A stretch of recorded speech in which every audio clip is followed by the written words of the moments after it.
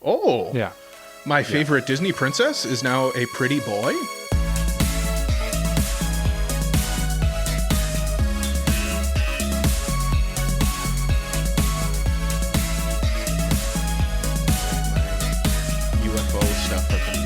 UFO Slop I've been watching recently. Mari Karambu Weebs, my name is Cole, his name is Mike, his name is Jay, we like anime, and this is episode, can you believe it, 199 of AniPro, and on this week's episode, it is our fall 2025 seasonal preview, so you know what that means. We are going through all of the shows that we are interested in, and only the shows that we're interested in, so I don't want to see none of that. You forgot about this obscure show that I only care about. Whatever shows we did forget about, maybe let us know in the comments. This is a good plug here. Comment. Hey, there you go. Leave a like, subscribe, all of that stuff. We are on YouTube. We don't care about them now, but you might be able to convince us to care about something we don't care about. Just because I don't care about it now doesn't mean my mind is elastic and can be swayed. So please let me know what we do forget about in this episode.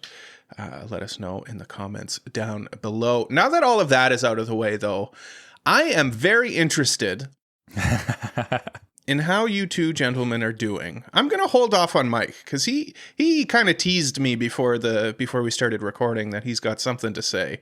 So I'm going to start with Jay, I think, today. Jay, okay. How are you doing? What's up with you today on this fine morning? This fine Sunday morning. It has been raining a lot here in lovely AniPro country these past couple days, and it has been very, very,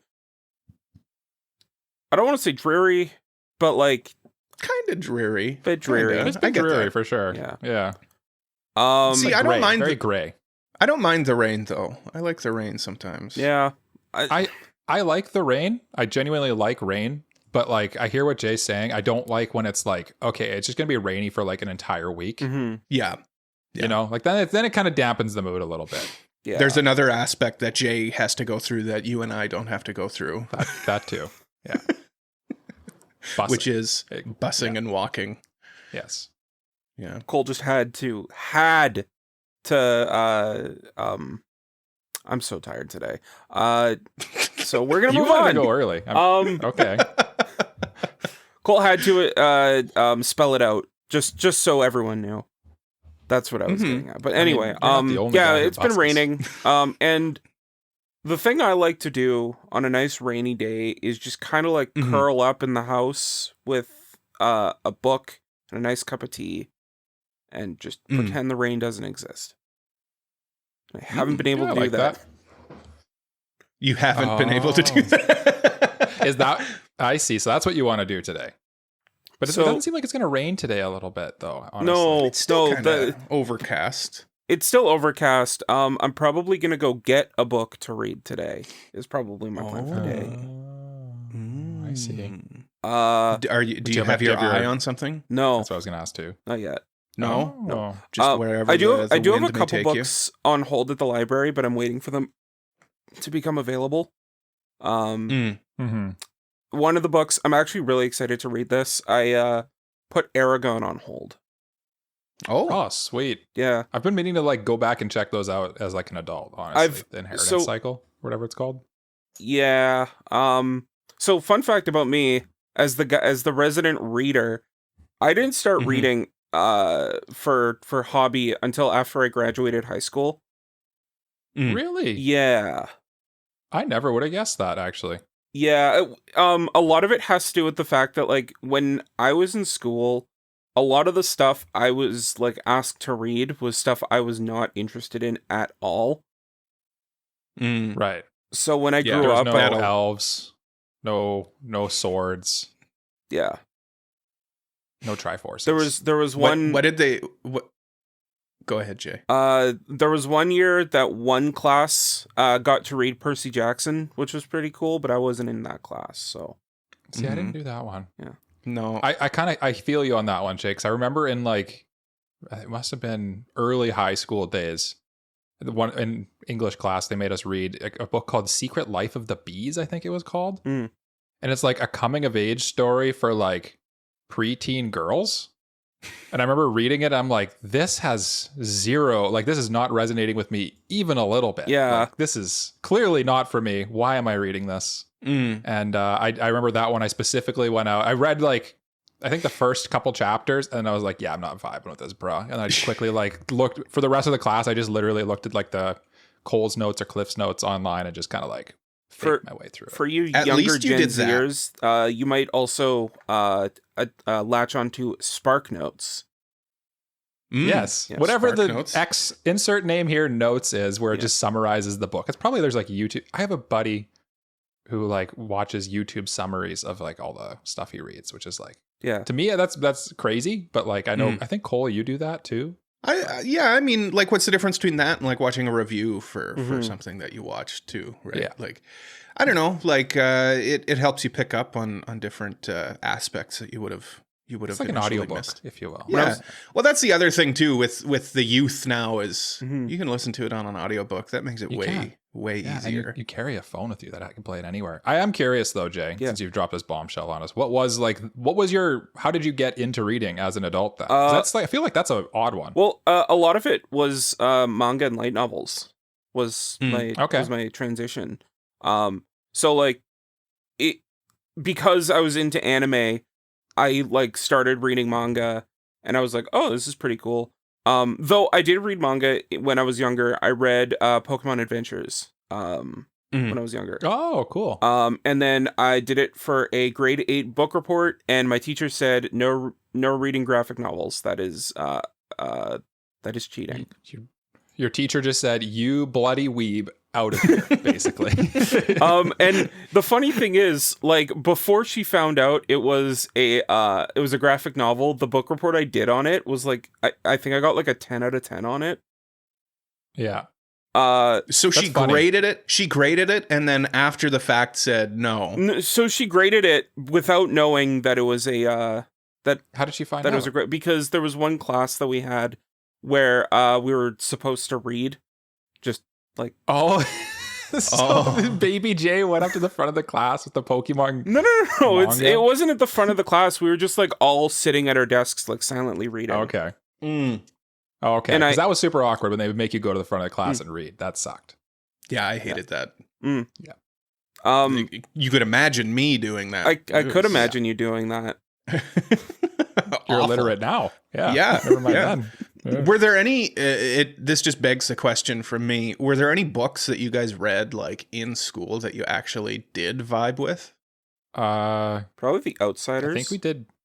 Outsiders.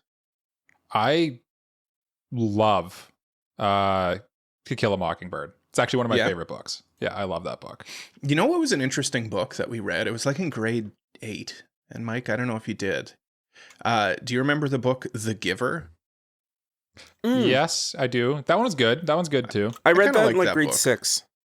Yeah, that was an interesting book. Yeah. It's kind of a cool, like post-apocalyptic almost type. Yeah, I love like thing. Yeah. I don't know if you guys did this, but like I definitely did. I imagined everything in monochrome.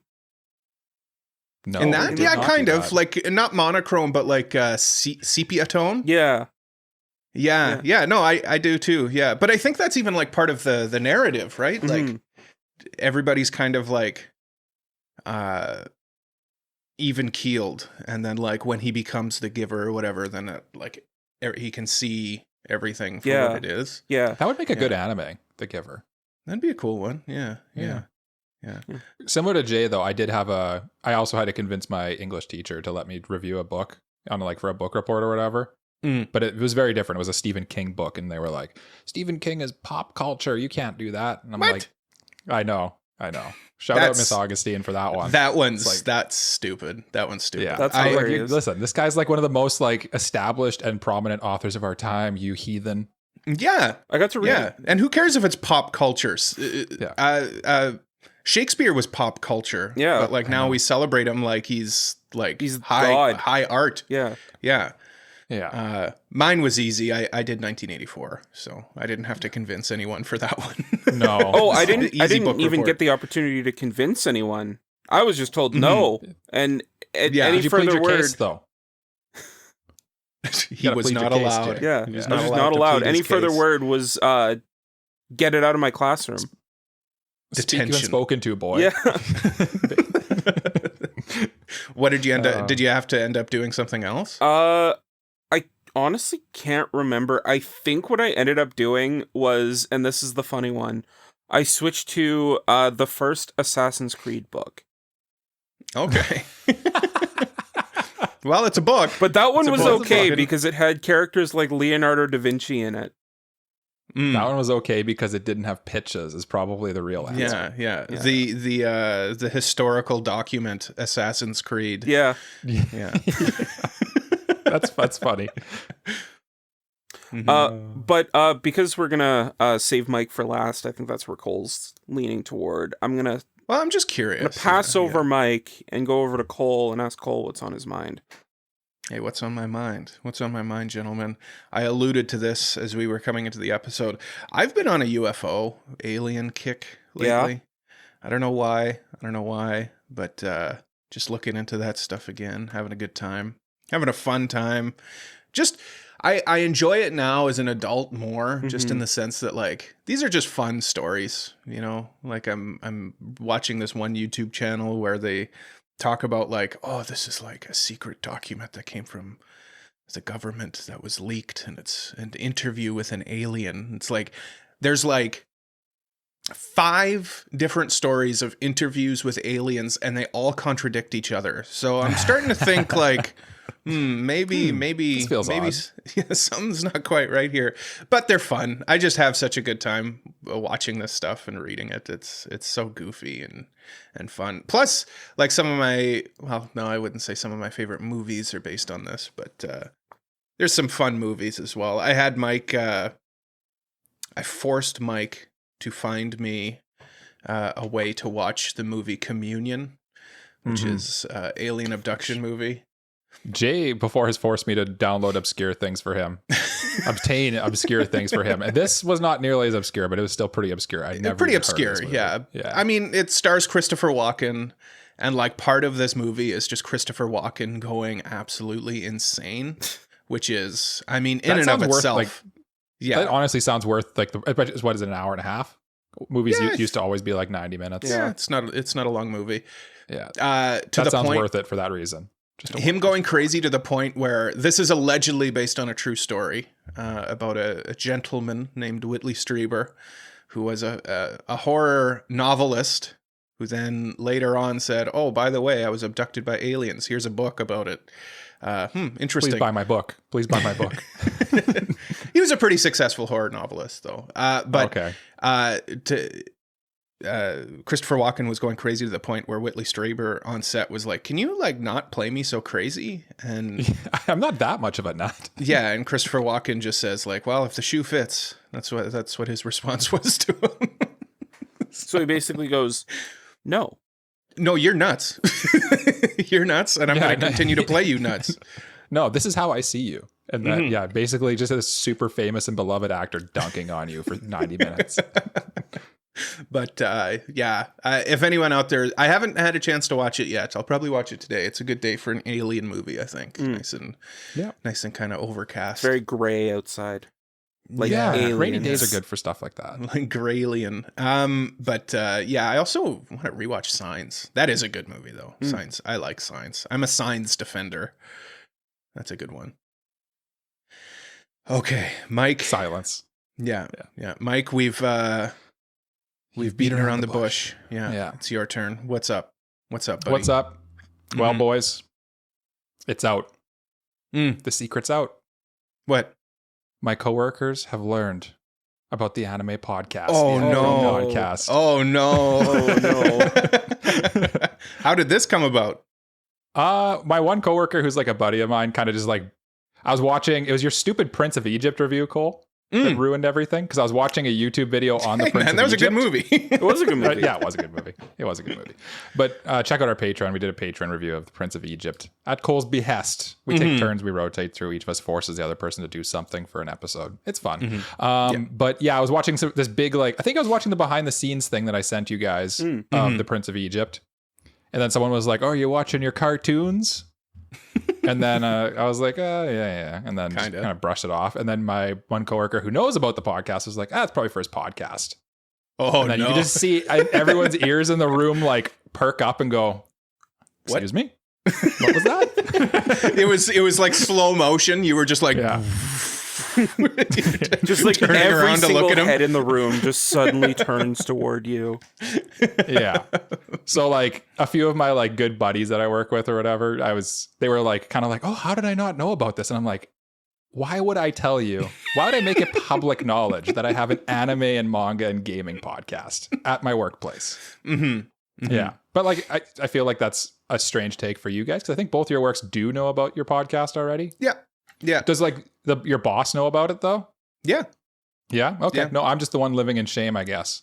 I mean, my boss comes and says hello to us at our icon table. Eh? Yeah. Yeah. Shout out Cole's boss. That's right. Yeah. Oh, she doesn't. And listen. her son who cosplays. He's really cool. Here's the thing, Mike. You're concerned about it. This will be a thing for like a couple days, and no one will ever mention it again. Yeah. Oh, I know. Yeah. It's just I don't make the habit of advertising things like that. Mm-hmm. It's like I grew up as a nerd, right? Like we all kind of grew up kind of nerdy. You have that nerd shame that used to be a thing, and now it's like everything's cool these days. Yeah. Yeah. No, weird. I get it. I get it, man. I just watched a video the other day of like celebrities' favorite anime. Like it's just kind of the in thing now. I know. Mm-hmm. The thing is, I also work very rural with very rural people, and like they're not watching lists of celebrities' favorite anime things for sure. No. But I do actually have like quite a few coworkers at work that I do discuss anime with because it's so popular now. But everyone's still kind of like, trying to fly under the radar a little bit with I watched a funny video where it was like literally like being an anime fan in like the early 2000s was being like a closeted person in like the 80s. You'd have to like go to like these obscure meetup spots and like make sure no one's looking. And you're like, do you got the latest volume of Naruto? It's like, yeah, I burned it on a CD for you. Yeah. Okay, quick, Jay. Now we got to say something to embarrass Mike to his coworkers about this podcast. I think the whole thing is embarrassing enough. Like the one thing that Mike loves about anime, and he's gone on record saying this, is he loves when there are like sexualized women in anime. Like when there are jiggly bits, like he goes nuts for that. Like literally, we can't like stop him. We can't stop him from. He starts barking like a dog. I can't even watch the video because I'm just motorboating the whole time. Yeah, his eyes pop out of his head comically. Make hearts. I go awooga. Should we talk anime though? We should talk anime. Yeah. That's a great idea, Mike. Let's get into the anime that are starting up very, very soon in the fall 2025 season. We'll start with continuing anime from the previous season. There's not many, actually, weirdly. I thought there'd be more. Not many that we're willing to talk about. That we're willing to talk about. Yeah. The first one is Gachiakuta. Gachiakuta is continuing from last season. This is an anime that I drafted last season. Oh, well then how was it, you'd Cole? be very excited to know that it's continuing. So why don't you take the reins on here's the this thing. Here's the thing, gentlemen. I don't have to watch this for 2 more weeks. So, are either of you watching this show?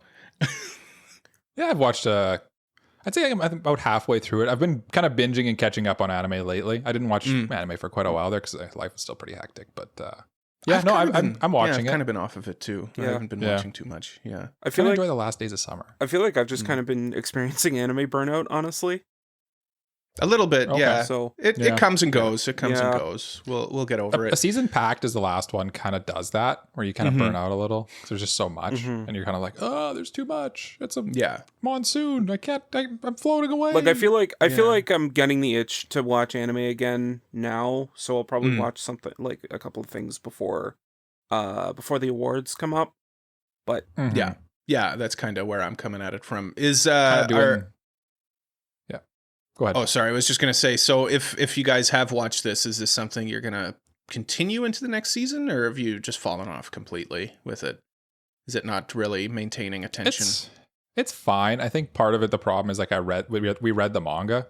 So I'm having the thing where like I kind of know what's going to happen. So it kind of is having a hard time holding my interest from that aspect. But like it's well done and everything. And it's like a good shonen anime. But like I know what is happening. So it's kind of, I'm not as invested in the story, if that makes sense. Yeah. Yeah, totally. Yeah. And Jay, you haven't checked this out. I watched episode 1. That says a lot. Yeah. If you haven't continued. Well, it's mostly it is mostly honestly just burnout. Like I don't think I have finished any of the shows I wanted to watch this season aside from maybe one. Yeah. That said, though, this is a pretty good opportunity for us to plug in. In a couple weeks, we'll be doing our seasonal wrap up as well. So we'll talk about some of these continuing shows. The next continuing show is kind of not really continuing, but we weren't really sure where to put it because Netflix is finally putting episodes up of Fragrant Flower Blooms with Dignity, which is another show that I drafted as well, which is a very nice show. Did you watch any of it, Cole? I've seen stuff. Don't call me out like that. Well, you drafted it, so obviously you're the expert. Don't come at me like this. He's very spicy. He's very spicy today, ladies and gentlemen. Yeah. Sleepy J is a grumpy J. I've learned this. That's okay. He'll wake up. Like I said, I've got 2 weeks to watch my shows. And I do enjoy this time of year where we kind of like try as hard as we can to like finish a bunch of shows. Because they just kind of have an excuse to just kind of sit on the couch and watch anime. Yeah, and just to binge. Yeah. This show does genuinely look very, very good. Again, from the outside looking in. Have either of you had an opportunity to take it in, to absorb it? Jalian. Yes. Thank goodness. I have watched a little bit of this show. Of the episodes that are out, I've watched all 3 of them. And if you are a fan of the manga and are like, I hope that the anime does this series justice, let me tell you right now, it does. It is a fantastic adaptation of this manga. And yeah, I couldn't be more happy to say that. Couldn't be more proud. He's just bubbling with pride today. A proud dad. Mike, have you watched this one at all? Nope, not even a little bit. No, okay. I don't know what it is. We did the review and I just wasn't super interested, honestly. So I have been kind of just I don't know. It's just not for me, I guess. Yeah, no, and that's fair. But now we're going to move into the returning segment. So shows that are continuing, but from like not immediately continuing. Does that make sense? Yeah. Do you understand? It shows that are getting new seasons. Yes. Shows that are getting new seasons, but not from the immediately previous season. The returning shows. So we're going to start off with the show that is the most anticipated show of the season, according to AniList, and that is One Punch Man Season 3, coming back with a bang? Maybe? It's definitely anticipated. I'll say that. It is anticipated. I know Season 1, obviously, is a very celebrated anime, and Season 2... Everyone always says the same thing about Season 2, like, oh, Season 2 sucks, it's not as good. Season 2 was fine. Like, I really don't understand why people, like, hated on it so much. I think it's less people hating on it and more, like, people being like, this wasn't as good as Season 1, which I think people need to understand that Season 1 was a miracle. No, that's kind of what I mean. Like, Season 1 is an outlier. Like, it was so good that, it's not even tough that. To live up to that. Like, it's not even just that, like, the director of Season 1 just called in a bunch of favors with his buddies to get that made. Like, yeah, like that was never going to happen meet again. Those heights. Yeah. So, and I mean, the difference in studio too is like you're going from Madhouse to JC Staff, right? So it's just a downgrade, and it's a downgrade. But like JC Staff just didn't see the need to put as much effort into a Season 2. I guess is probably where they came down on it. The thing is, though, it's a downgrade from like a generational anime to like a pretty good anime. It went from like a 9 out of 10 to like a 7 out of 10. I wouldn't even. I haven't watched Season 2 to be clear, But like, just because I was one of the people who got caught up in the, I enjoyed season 1. I'd probably give it an 8. Yeah. But I never really, as soon as I saw there was like bad reviews in season 2, I kind of like just didn't continue it. I just kind of like was like, oh, well, I guess it's like Promised Neverland season 2. Like I was kind of like, oh, well, people hate it. It must suck. So I'm not going to watch it. I think a lot of the reason why season 2 of Promised Neverland sucks though is because they butchered the story. Yeah. Like it's not. Yeah. It's not it's the opposite. Yeah. The animation, right? Yeah. I'm curious about this though. I might watch season 2 just so I can watch season 3. Yeah, like I think even coming back to like JC staff, like Mike mentioned, like maybe they just didn't put enough budget into season 2.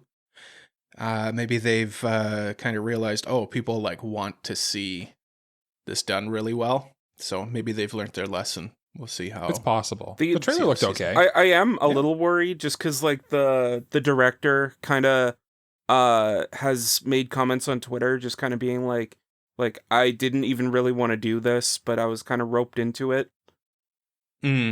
So yeah, it's a little concerning. But like the show's not out, so I mean, maybe it's good. Maybe it's the good thing. Like the good thing with anime is like a director can be fairly hands off. Like a lot of time, we've got like visionary directors who like are very hands on with their production of it, but like a director in anime could just be telling people what to do, and the animators themselves are still putting in enough passion. So I mean, that's concerning what you said, Jay, but it's not as concerning as it would be if this was, say, like a movie. You know what I mean? Yeah. Where like that director's vision really matters, or really, I shouldn't say really matters, really is much more impactful than it would be in an animation format. The other thing with this one too is I feel like of the most anticipated shows of this season, I feel like this one has the most broad appeal to like just random people who watch anime but don't ever look at a thing like they're not weebs. They just are people who happen to watch the occasional anime. I think this is probably the show of the season they're probably going to watch. Yeah, probably. It's a lot of fun. I'll probably check it out. I'd say like for a season 3, super low barrier to entry, I'd say. I'd say like this show and maybe like one other would have that broad appeal. But yeah. Okay. Yeah. You'll have to mention which one that is when we get to it. Yeah. Next up on the list here, though, is Spy Family Season 3. Now, you two, I think, are a bit more up on the Spy Family train than I am. Are you guys going to be checking Spy Family Season 3 out? I mean, it's more Spy Family, and it is a fun show. I think this is the season where we get into some cool stuff, I think. So if you're referring to like the backstory of Lloyd and stuff like that, I think. Yeah. It should be. It should be. And if that is the case, like that is, for me, probably the best thing Spy Family's done. Yep. And if that is, if they are doing it, I think that this will be a really good season. Okay. I will say I am like a little excited for it, but like I feel like the vibe of Spy Family, like it sort of lost a lot of its steam by the end of season 2, and I feel like people just aren't as into. I feel like we're just not as excited for this one, even though it is the number 2 most popular and show of the season according to AniList. I don't know. It just feels like, at least for me, some of like the hype has died. Like I'm still probably gonna check it out, but like I don't know. I'm not like, my heart's not going waku waku, you know?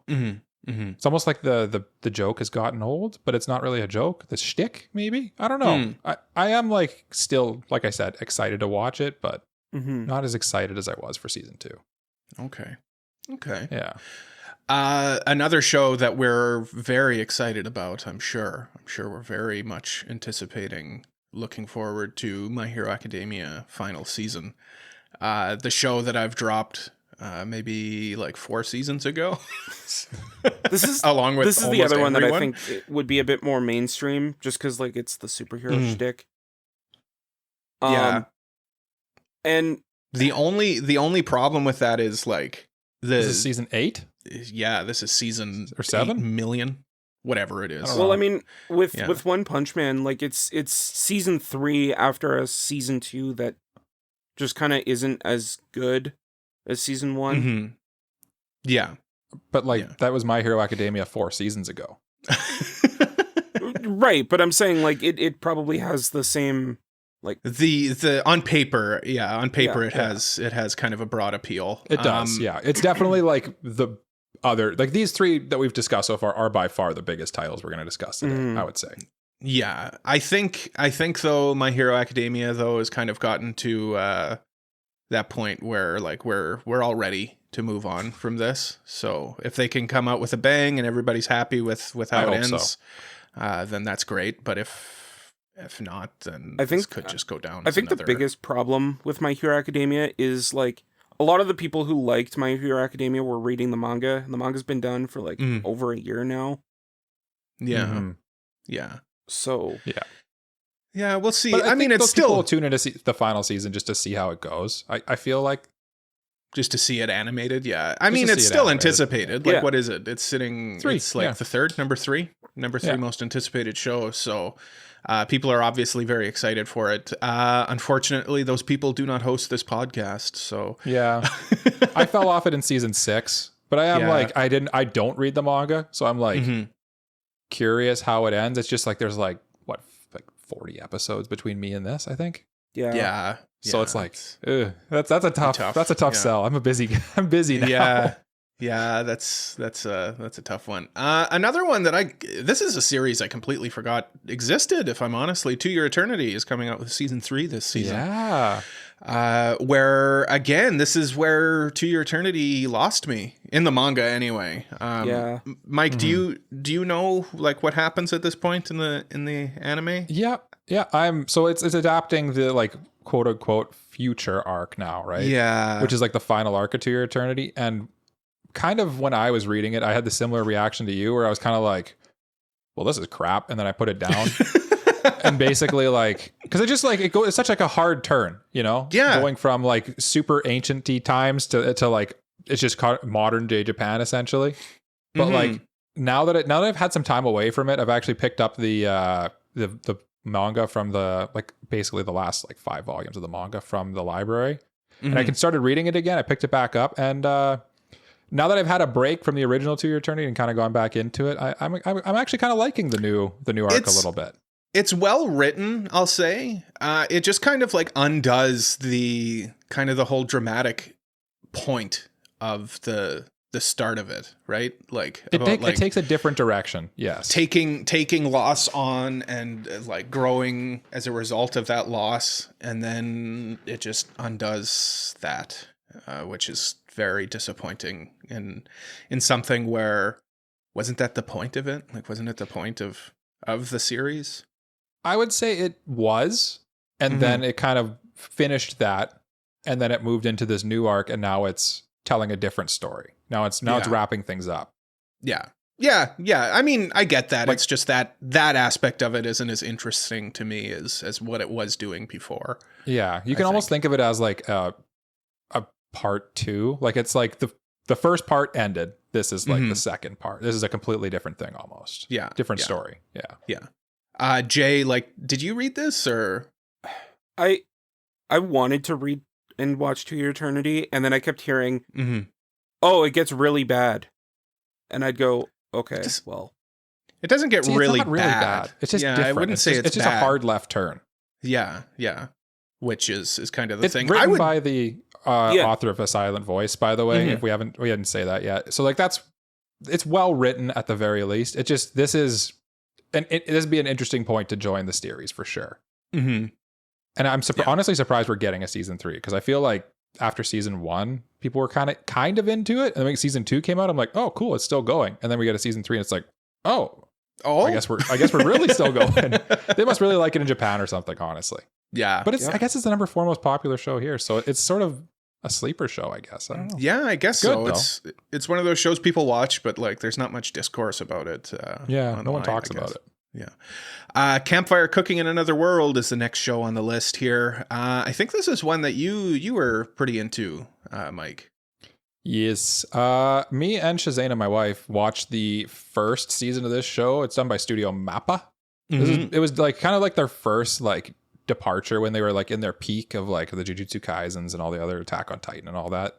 And then all of a sudden they did this weird like yashike cooking show in Isekai, and it's like, what is this? And then we watch it, and it's delightful. It's a delightful little show, and I'm looking forward to having it come back for another season for me and Shazana to watch. Just like some delicious food and kind of like cute, fun animals, and this like very wholesome guy kind of figuring out stuff in this fantasy world. I'm very excited for this one. It will be on my watch list for sure, especially because it's like a perfect like watch an episode a week like type of show. Yeah. I mean, it's your standard yashike with a twist. Yes. So it's not. Those shows are. It's with a twist. Yeah. But it's got. Yeah. I mean, I understand that. Yeah, just something that you'd check out once a week. Yeah, I mean, it's not really on my radar. Personally. Yeah, I don't expect either of you two to watch it because you're not as civilized as I. But I love food. I love food porn. That's kind of what this show is. It's like food porn with like an isekai cast of like mythical creatures. Excellent. I have like super powerful. I have clips of Mike saying the words "I love" and "porn" to mess with. You realize that you just I know. I was thinking about that as I was saying it. And I was like, how do I get around? I don't even this? have to edit it. Yeah, don't worry. I won't say that. You won't have to. Yeah, Cole, make sure you don't say those words in sequence. Yeah, you will not have to worry about stringing. I can edit them to be in a certain order if I want them to. You could. Good luck trying to find something that I've said on this podcast that is be embarrassing. Yeah. Embarrassing. Yeah. Next up though is a show that all three of us watched. I'm pretty sure Ranma 1/2 is coming back for season 2. Yeah. Thank goodness. Oh yeah, brother. Ranma 1/2 was surprisingly one of the better shows didn't season 1 just come out this year? I think that was fall of last year. It might have been last year. It was fall of last year? Last year. So it's everything blends together. It's been a year. But it went for 24 episodes, so. Yeah. But yeah, it was a lot of fun. I'm looking forward to this one. Mappa it's Mappa, right? Yeah, it's Mappa. Yep. Yeah, Mappa doing a great job kind of adapting that 80s-esque vibe. And I'm looking forward to more of that. You guys obviously agree with me. Obviously, you agree with me. Obviously. And like this is our first title. I guess One Punch Man's on Disney/Hulu, but all the other ones are on Crunchyroll, and this one will be on Netflix. We should probably specify. Oh yeah, that's on me. I forgot about that too. Yeah. I always just assume Crunchyroll because most things are, but yeah, this one's like a very clear Netflix property, and like the production value, and it's just so good. It kind of looks like we're getting a slightly longer arc in this season too from the trailer, so I'm kind of excited for that. There's like a shampoo arc, so I think Jay will be all over that because I think you said you like shampoo. I do like shampoo. This is a shampoo loving podcast. This podcast loves shampoo, Mike. This podcast loves this show as well, from what I can tell. So I'm quite excited for this, and it like similar like the last one. This is just another good one to just like an episode a week. There's kind of like it's just a delightful every little episode you put on, and then the next week it doesn't matter what happened last week often, and it's a gag manga, you know. It's just fun. It's a lot of fun. And Mappa be cooking on this one. Mappa do be cooking on this one. You know who else be cooking, Jay? Who's that? SI-Games with their next property, which is Umamusume Cinderella Grey Part 2. Jay, tell me about this one. Are you looking forward to Part 2? We're so back. We're so back, Mike. Oh yeah, back. Baby got back. Yeah. No, obviously, Jay and I are very excited about Umamusume Cinderella Grey Part 2. Mike, you watched this too, right? Yeah, I watched it and liked it, but you guys never seem to remember that. But it's okay. Yeah. You guys can be the only ones who like this show. No, going. Okay. I forget. You're not as big on it as me and Jay are. Yeah, I didn't think it was like sky shattering, but it was very good. It was very, very good. And I'm really looking forward to Part 2. Jay, sometimes he'll send me panels of the manga out of context, and it's like, isn't this hype? And I'm like, yeah. I don't know the context. Yeah, it is hype. I'm enjoying. I'm just going like, doesn't the art look cool? Yeah, yes. It does look cool. Yeah, but the anime too is just like Cygames Studios comes out, just like drops fire all the time. Yeah. And then they just like skulk back into the shadows to like cook up some more heat. It's almost and like then they're comes not back like out. We shouldn't say this because they're like not allowed to be recognized as kind of an elite. They just come out and go, "Hey, watch this," and then they walk away. Yeah.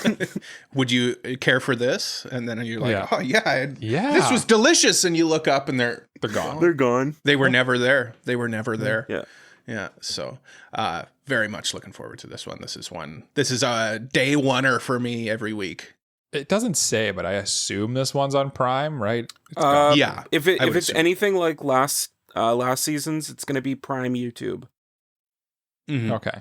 Yeah. Oh yeah, there's YouTube too. Yeah. It should be the same. I would imagine it's the same release as the last one. So because Remao does have it again, so yeah, it'll at least be on YouTube for sure. Yeah, Remao's funny, eh? Remao's funny for that. Yeah, throwing stuff up on YouTube. Yeah. Next up, Jay, Gintama, Mr. Ginpachi Zani's class, which was ineligible to be drafted. Speaking of being back, we are so back. I mean, who had Gintama making a comeback on their bingo card for this? Not me. No.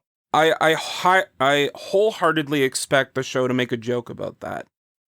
When it comes back. If you like Gintama for its humor, I mean, this is it. It's Gintama but set in a classroom. Yeah, I'm probably just going to watch this even though like I haven't watched all of Gintama. Like I'm probably just going to watch this as a standalone comedy, you know? Like I know who the characters are. Yeah.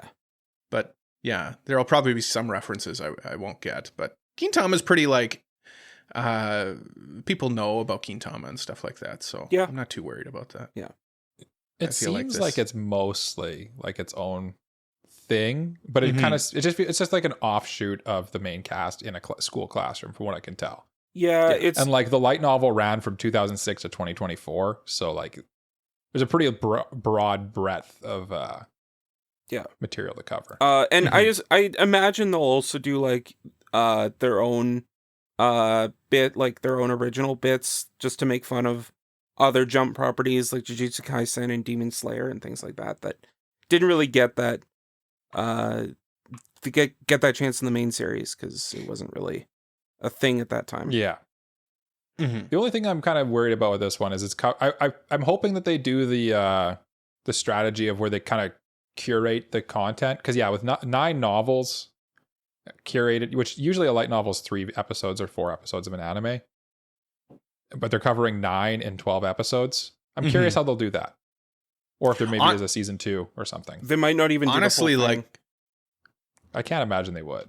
Oh, I wouldn't even be surprised if they don't even like they just took the concept from the light novel and it's actually just I could see that too.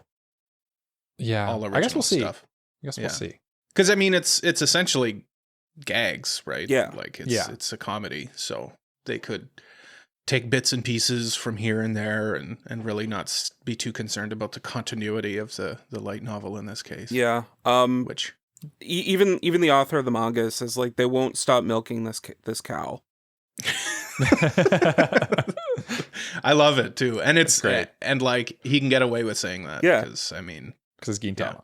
It's Gintama. Yeah. Next one here too, Jay. You talked about this one a bit. I don't remember if we talked about it on the podcast or not, but next one is Cat's Eye, which is an adaptation of an older manga. What kind of sense are you getting from this one? Like, are you still in on it, or? I'm interested, I'd say, but like a little bit less so, just because I don't know. There's something about it that just kind of screams like 6 out of 10. Yeah. That's kind of the vibe I get. Like, I'm curious about this one because it's like reimagining an old property, which has been like we just gushed over Ranma 1/2. We just gushed over Gintama, right? Which is sort of the same thing. Yeah. But like, watching the trailer for this one, it just has like, it has that retro vibe to it, but in a way that kind of almost doesn't work. But like it looks like they're putting a lot of production value into it too. So I'm kind of like, this one I don't know how to feel about. I can feel like it's a dark horse this season. I feel like it's also going to be like really shot good. into the shadow realm for a couple reasons. One, it's a Disney Plus show, and a lot of the time Disney Plus shows don't really get the light of day. And two, it's a property that people don't really care about. Yeah. Here anyway, I get the impression that it's maybe a little more beloved overseas because they got Otto for the opening and ending, which is a huge name right now to get for both the opening and ending, unless maybe she's a big fan of this property. I don't know. But it has the passion project feel, but there's an air of stink to it that I just, I don't know. Sometimes like a passion project is great, but sometimes like you can be too passionate to like not really want to take risks. Like say what you will about Ranma 1/2, you know, it's a pretty faithful adaptation and everything, but I feel like there was more, like they were willing to put kind of their own spin on the look of the show and everything, where this just feels like it's a pretty straight adaptation, like almost straight out of the manga, straight to screen.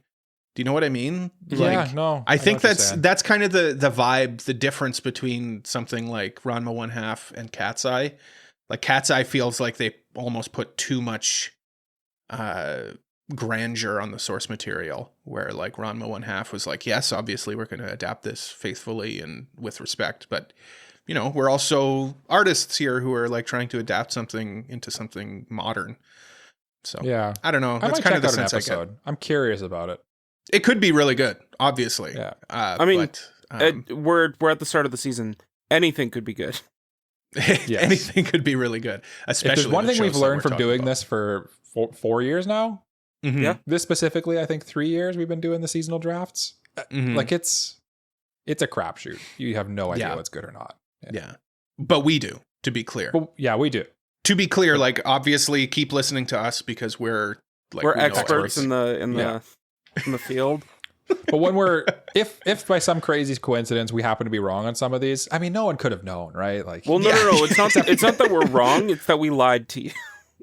We were testing you. We were testing you. Seeing if you could tell. It was a joke. It was a joke. We were testing you, and we were lying, and it's funny. It is a funny joke that we were testing you with. Next show up is Isekai Quartet Season 3, which is a series of shorts based on who are the quartet? It's Tanya the Evil, Overlord, ReZero, and Konosuba, and then they add new ones every year. So last season they added Shield Hero, and this season they're adding Eminence and Shadow. What's that? Eminence and Shadow. Yeah. So it's an Isekai quintet. Quintet now? No, there's 6 of them, isn't there? Yeah, but the four starters are like the main ones. They just kind of have those other ones in there. They're not really that important. Yeah, they're not in the quartet. They're not in the quartet. Yeah, gotcha. The quartet is the quartet. I really like Isekai Quartet. It's goofy fun. It's nice and short too. Like the episodes are only 10 minutes or whatever. It's funny to have, like, for example, the voice actor for Amelia and Megumin both playing off of each other, because it's the same voice actor and they make jokes about it and stuff too. It's a lot of fun. I really enjoy it. We don't know 100% where this is going to be airing, but if I had to put money down, it'd be Crunchyroll. The first 2 seasons are on Crunchyroll. So. Yeah. I really enjoy Isekai Quartet. I would. Yeah, you're probably you're the only guy I know that like hypes this show up every time. And I feel like it makes me curious to check it out. It's fun. It's just a fun show. Like I would honestly recommend it. Like it's not serious. Don't go into it expecting like a complex plot or anything. But if you're a fan of any of those 4 series or any combination of those 4 series, you'll have a good time with it. Yeah. Yeah. Jay, have you watched it at all? I haven't. Jay? No. Okay. Mainly because it has ReZero, but the characters don't take themselves seriously in it, and that just kind of I kind of like that about it. Yeah, it's a comedy though, right? I mean, even in ReZero there's comedic elements there is too. But like the overtone of ReZero is like a bit more serious and dramatic, so like that's what I go to ReZero for, so to experience that with more comedic is not Yeah. what I'm interested in. Yeah. It's not on your radar. Yeah. Yeah. It definitely plays more into the obviously Konosuba side of things. Yeah. But I mean, the barrier to entry is super low too. It's short episodes. So Yeah. The thing I check kind of it want to out. do before I check it out, though, is I kind of want to Mhm. watch Saga of Tanya the Eagle, because that's the only show that of this quartet that I don't know anything about. It's very edgy. Yeah. It's very I edgy. kind of figured it looks very edgy. I've watched some By of far it. the least popular show of the quartet too, I feel like. Oh, for sure. For Yeah. sure. Yeah. And the last show that we're going to talk about here in the first half is Star Wars Visions Volume 3. They're coming back to what made the first season really popular, which was Japanese animation studios. They tried to kind of move on from that for Volume 2, and I don't think it was as much of a cultural touchstone as much as season 1 was. Did you guys, like, Jay and I watched Volume 1. Mm-hmm. It might be the first Cole review this forced me podcast to. has ever done. It was way back. It's in the vault. It was for episode sure. 2. Yeah. Yeah. Yeah, I was going to say, it's like, but way before I even joined. Yeah. So yeah, it's... Yeah. I didn't even check out Volume 2. Like, I just wasn't interested because, like, the whole concept of Star Wars Visions was like this East meets West type of adaptation of this zeitgeist defining This East thing meets that is West. Star Wars. East meets West. And I think they kind of realized that was kind of the draw from Volume 2, and they're going back to Volume 3 being primarily, if not all, anime studios. So Yep. I'm really looking forward to this one. I thought there was some great stuff in Volume 1. I agree. Are you guys going to check it out at all? I'm going to give it a look. I think that there is a lot here that I'm definitely interested in. I think they're doing follow-ups to like some stuff from Volume 1, which I'm very excited for.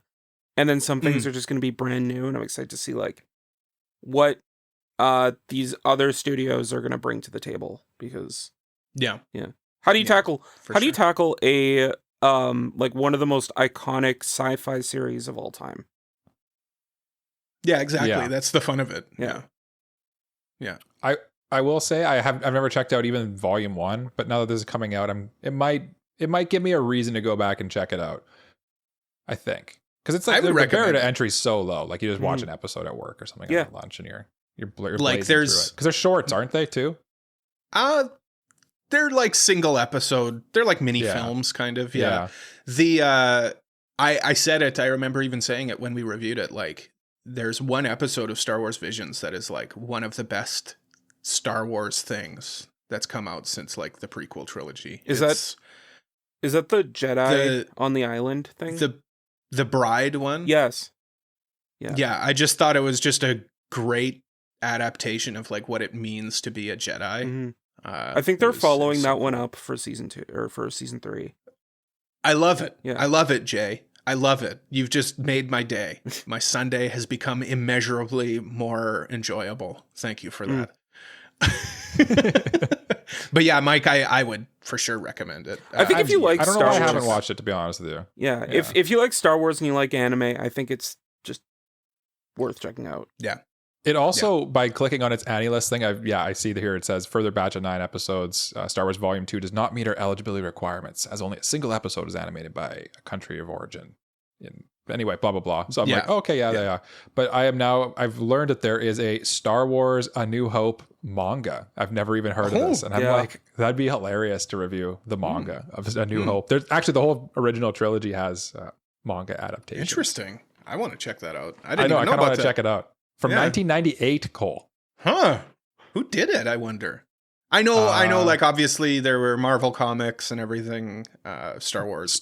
The story roughly adapts the novels adaptations of them, and the art's by Hisao Tamaki. Really? Yeah, of Dirty Pair. No, I don't know who that is. Oh, okay. Yeah. Dirty Pair is a big property. Yeah, no, for sure. I'm just being facetious. The ratings aren't great, so. The ratings aren't great? Oh, well, I'm even more excited now. More excited.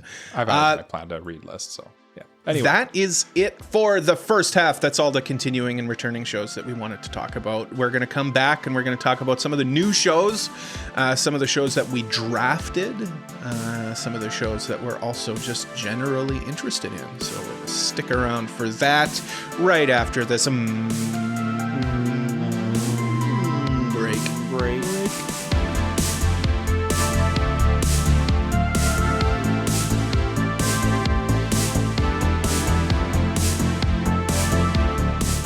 Hey, it's me. I'm taking over the podcast this week, like we always knew I would, to promote, well, AniPro. If you've been enjoying what you've seen so far and want to see more of us, consider supporting us on Patreon, where you get access to new episodes before anyone else, monthly bonus episodes exclusive to our Patreon, your mailbag questions getting pushed to the front of the line so we'll answer them sooner, and extra votes in our Listener's Choice review polls. But I get it. Not all of you are in a position to support us financially, but you still want to show your support. And I'm happy to say that you still can. Rating us 5 stars on Spotify or Apple Podcasts helps other potential listeners find us easier. And joining our Discord server is a great way to interact with the host more intimately than ever before, or other listeners like you. So what are you waiting for? Support AniPro today, join the community, and remember, keep on keeping on. Whatever. Let's just get back to the episode. The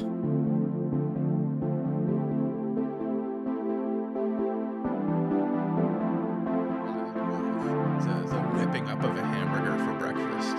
Yeah. That would be... Whip it up.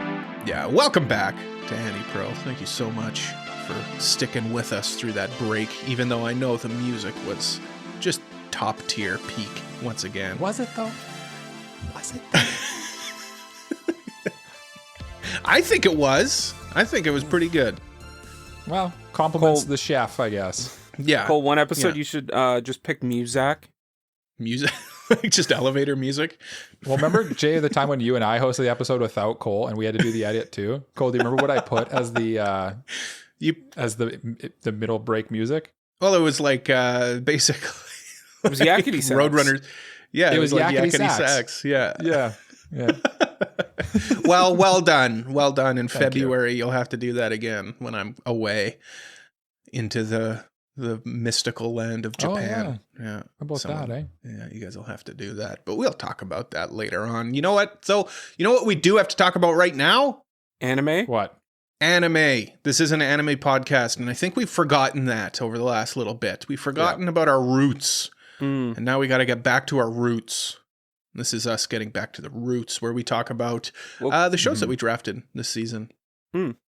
If anybody wants to check out the draft in and of itself, that is available for listening over at our Patreon. So consider doing that. You can listen to us arguing about shows and getting very upset with each other about taking the shows that we were interested in taking. And the way that our list is structured, it looks like each round is broken down, but in reverse, it looks like.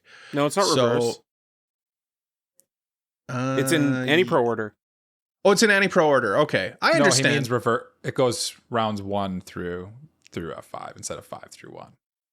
No. It's in AniPro order. I'm just dumb. Yeah. I'm just dumb. Yeah, it's AniPro order. Starting off, then won't beat around the bush any more than we need to. We're done beating around the bush, and now we jump into the bush. It's full of thorns and thistles and twigs, and you're gonna get an infection. Okay. Sounds bad. Okay. Very weird intro to this show, but okay. Yeah, it's a very... All right. Yeah. But don't worry, it'll be okay. The first show we're going to talk about here is the show that I drafted, and that is This Monster Wants to Eat Me. Looks like a very interesting kind of Yuri monster type horror. I think we described it as... what did we say it was? Yuri Summer Hikaru died. His Summer Hikaru died, but Yuri, palette swapped. Summer Hikaru died. Basically, the concept is this one girl is sought after by different monsters. And the other main girl is a mermaid who wants to eat her. but she wants to wait until she's like fully ripened. So she said, I'm going to protect you until the time comes where I will eat you. And maybe there's some feelings, some romantic feelings bubbling underneath. So I think it'll be an interesting slow burn show is what the sense I get from it. It also looks really pretty. So yeah, I'm looking forward to this one. Obviously, I drafted it in the first round. So what do you guys think about this one? Do you guys have any thoughts? I really like the tone that it gives off just from both the visuals and the narrative. Making the main girl a sad girl, I think, was a cool choice. Because that feels different from Summer Hikaru Died, where like the main girl is like borderline suicidal. And like I'm very interested in seeing how that is explored. Like, why does she want to die? Why, like, because she's seemingly interested in the idea of this mermaid girl eating her. She's not opposed, from what I can tell. Yeah. So like, in and of itself. Like finding out like why she wants to be eaten. Why was she chosen to be eaten by this mermaid? Like, I have a lot of questions, and I'm very interested in getting them answered. So yeah. If nothing else, questions. It's very intriguing. The source material is pretty well regarded too, coming at like, so that intrigues me too. The only thing that gives me pause about this one is that it looks like Yuri Summer Hikaru Died, but part of the cool appeal of Summer Hikaru Died is like the visual uniqueness of it. Like, it's so visually gripping, whereas this kind of feels more like kind of clear cut Yuri to me. Like, it doesn't really do anything visually stunning. It doesn't look bad by any stretch. Like, I'm not saying it looks bad, but it's like a less stylish Summer Hikaru Died. But yeah, Summer Hikaru Died. It. Yeah, that Summer Hikaru Died definitely has more of like, that it goes out there sometimes in its visuals. Where this one, it feels a little more grounded, I guess. A little more by the numbers. Yeah. Grounded's a better word for it, for sure. But like, I will definitely check this out, because like we don't get a lot of horror in anime, and we definitely don't get a lot of good horror, and this looks like good horror. So with like kind of a deeper meaning to it, like Jay was alluding to. And I mean, also like horror during spoopy season. Like, I mean, yeah, exactly. Yeah, we gotta get ready for that too. Spoopy season's coming up in a couple days after this is released. Almost, Mike, what show did you draft here in the first round? Me? What show did I draft? Well, in the first round with I picked a show called Chitose is in the Ramune bottle, which is kind of I feel like I went a little off the board with that pick, but that's fine. And basically what this we don't super know what it's all about, because it tells you one thing, but I get the feeling there's more to it. But essentially, like, there's a really popular kid, and a teacher basically asks him to bring like this shut-in out of the closet. And it seems like the moral of the story with this one is sort of like, basically enjoy your youth and kind of reminiscing on the joys of youth sort of thing, which as an old man, that appeals to me a lot, because I get to look it back and say, yes, I was young once and playing and having fun and giggling. And just old man. Not anymore, though. We don't. Not giggle. Anymore. Never. We Giggle. don't giggle. Don't here. giggle anymore. Yeah. No. But like it's done by Studio Feel. It'll be on. We don't know, somewhere. It's a Remao show, so probably Amazon Prime, YouTube. Yeah. Yeah. If it's Remao, you'll be able to at least watch it on YouTube. That's good. I like that though. Make it more unless they do the Yorforma thing and put it on Samsung TV Plus. But I think they learned their lesson. Yeah, I hope so. But this one, the reason this one really intrigued me is because it looks and feels very similar to a show from I think summer of last year, Makaine. Too Many Losing Heroines. It's not a comedy. This is this is kind of a comedy, but like it's a comedy romance. It has comedy aspects to it. I will say, did you check out the source material, Jay? I've read the light novel. So you know what this is about. The main character Chitose, like helping the shut in, is kind of the story of the first volume. And like he exists, the shut in guy, later on, but like he's not as prominent of a character. That makes sense. Because like from watching the trailer, it seemed like he was not the whole story, even though that's the quote unquote pitch of this show. Yeah. It's mostly about this popular guy and his, I don't want to say like hijinks, but like, you know, just his experience through high school and, you know, his adolescence. Mm-hmm. The thing I find super interesting about this show is like it's not about a loner guy who like or anything. Like he's a popular kid. He's a good-looking guy. He has people that like him. Like could it be wish fulfillment? Sure. But like the way it comes off, especially in the light novel, is like he's just an average guy that it's a different kind of wish fulfillment though, right? Like if that's what they're going for. Like usually power fantasy is like I'm secretly like the good looking smartest and all of that, but this is like no, like this is just a normal popular well-liked popular person. Guy. Yeah. So and like if it were wish fulfillment, he would be like unconfident, but all the girls love him anyway. Mm-hmm. Right. Yeah, exactly. Whereas like this, he obviously has confidence. It feels more borderline real. Arrogance. Mm-hmm. Yeah.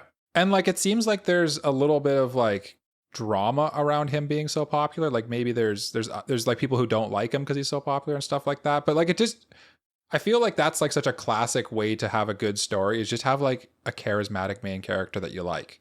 Yeah. Mm-hmm. That just, to me, that just feels like a good recipe for a main character rather than not something power fantasy. I don't know. Yeah, it's not something you see in anime. Yeah. Yeah. Like, you know, not to bring it back to Star Wars, but like Han Solo's cool because Han Solo is cool, you know? Yeah. Do you understand what I mean? Like we see that in the West where it's like a cool, popular, or like Star Killer or Star whatever from Guardians of the Galaxy. What's his name? Star-Lord?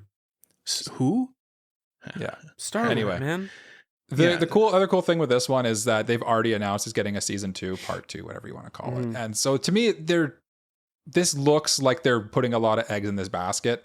So to me, that intrigues me a lot. And I'll be checking it out wherever the hell it airs. Yeah, Jake, for sure.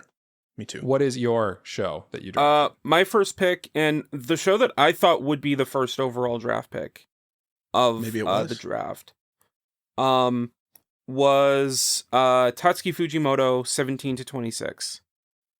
Which is coming to Amazon Prime Video this upcoming season and is an 8-episode ONA tackling the one-shots that Tatsuki Fujimoto, the creator of Chainsaw Man and Fire Punch and other stuff, if you don't know who he is, that he did before doing those series. So I find it really interesting. It's it's an ONA that's kind of like Star Wars Visions being done by a bunch of different studios, and that was my main draw.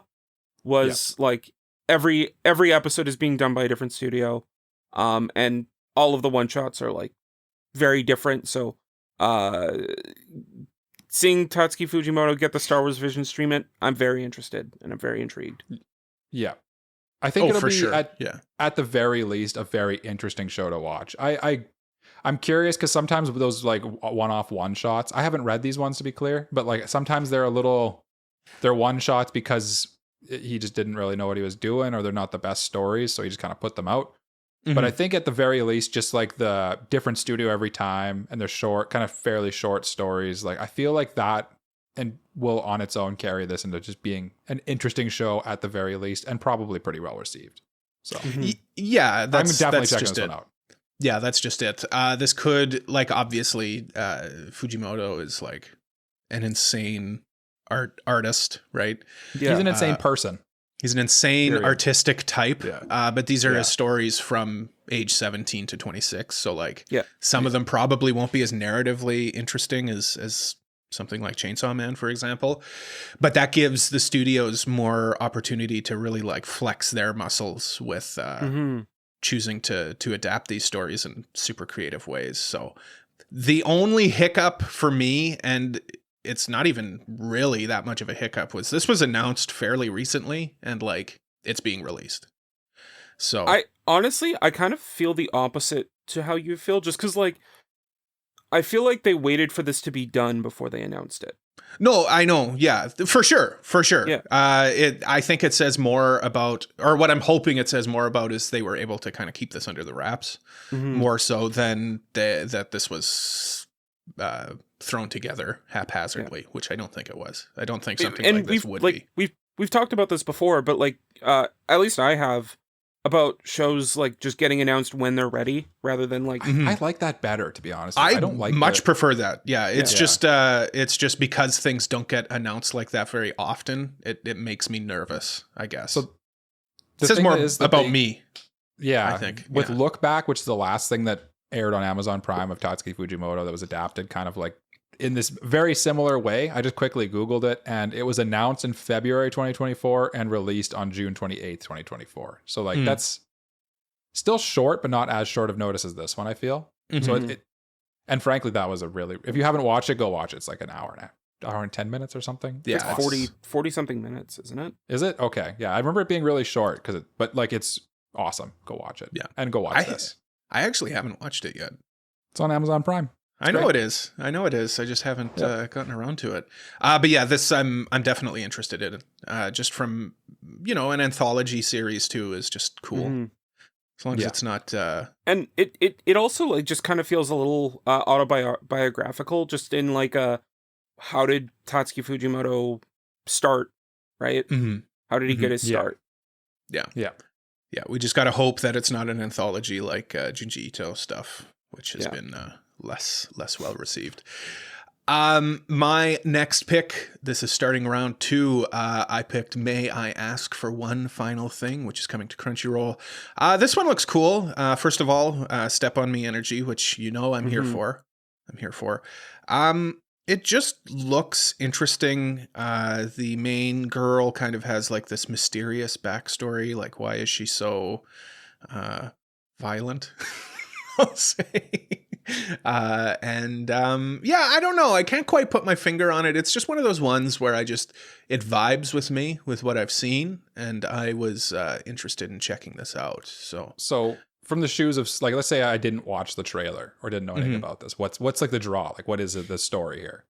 The main girl is engaged to it's kind of a revenge story. So the main girl is engaged to this like prince, and the prince calls off their engagement in the middle of like this big party and introduces her to her new to his new fiance. And okay.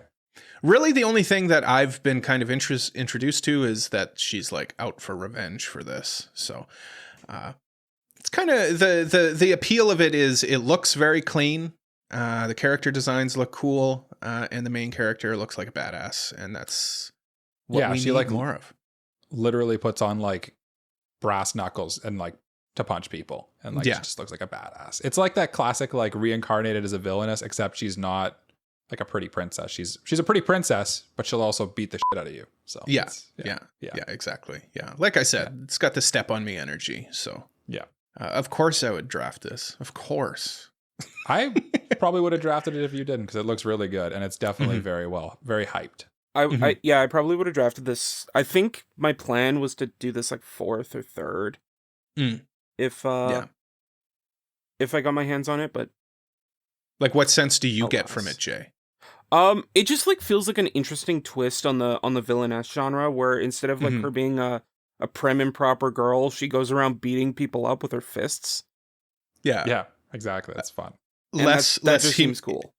Less himi dere and more some other kind of dere, violent dere. Yeah, I don't even know what that is. More strong, independent woman who don't need no man. Yeah. So I'm here for that. Mike, what was your next pick? Well, the next show that I picked would be Wandance, which is a show. It's an adaptation of a manga that we reviewed, knowing it was getting an anime adaptation in this season. So that we kind of had a quick look at it. And this one I'm familiar with the concept of it. Basically, like this girl and guy essentially become friends and learn to dance together, even though they have kind of like this will they won't they relationship going on. But that's the romance aspect is not the main part of this. The main part of it is just kind of they could be friends for all you know, but there is a little bit of romance between them. But they're just basically going through like the motions of learning how to dance, and kind of like you as a watcher are going to learn a little bit about dance watching this. The thing that really interests me is that it looks like it's getting a pretty well-funded adaptation, because they have like 30 songs in the soundtrack, and they're not the songs from the manga, by the way. I looked at the list. Yeah. So we had a big discussion point on that when we were reviewing the manga of, do we think the show like needs those songs? And now it's confirmed that it will not have. I don't think I recognized a single song from the list, to be honest with you, from like being, so they took a different approach, which I don't think is a bad thing. The thing that's going to polarize people with this one for sure is the dancing is full CG. So it didn't look awful to me. It just did. I don't know. I need the song. I need to see it in the moment, I think, to really know if it's going to hit or not. Yeah. But like, I have high hopes for this one. I think it'll be good. I think from what I understand, I think the dancing was like straight up mocapped. Yes, it is. That would make sense why it would be CG. Yeah. It was also choreographed by some K-pop. By Ria Hata, who choreographed for like BTS twice and other K-pop bands. Yeah, so Mike is just over the moon. Sure, yeah. Mike blasted off when he heard about that. Yeah, K-pop. I went to the moon twice. K-pop mentioned. See? He's even got like he's ready. He's ready. If you saw behind his camera, ladies and gentlemen, you would be amazed by all of the peripheral stuff he's got around him. Like the thing that stands out, the big elephant in the room, is definitely the CG aspect of it. I could see people really not jiving with that. But like, I trust Madhouse. Madhouse is the studio doing this. Yeah. So I trust them implicitly. To be able the other thing too is blend it. Disney Plus tends to get these like kind of off-kilter bangers. And this just kind of feels like this season's Disney Plus off-kilter banger, where it's kind of a weird show. It's not going to be for everyone. It's gonna be like this season's summertime rendering, Metalist, that genre of shows where it's like people might not be super talking about it, but it's like really good. Yeah, you're gonna say something, Jay, before I cut you off? My big concern is like the manga has a lot of really cool panels during the dance sequences, and I'm a little nervous that they're not going to be able to recapture that here. But I don't think they will. They'll have to be different. It'll have to be a different style of capturing your attention. Yeah, they'll have to do something else creative, which I like, right? Like then you've got the manga for those aspects, and then the anime, if it's able to do something else creatively, then the manga or the anime is scratching a different itch. I don't necessarily hold that against an anime. Like they both have different strengths and weaknesses. Do you know what I mean? Yep. Yeah. Yep.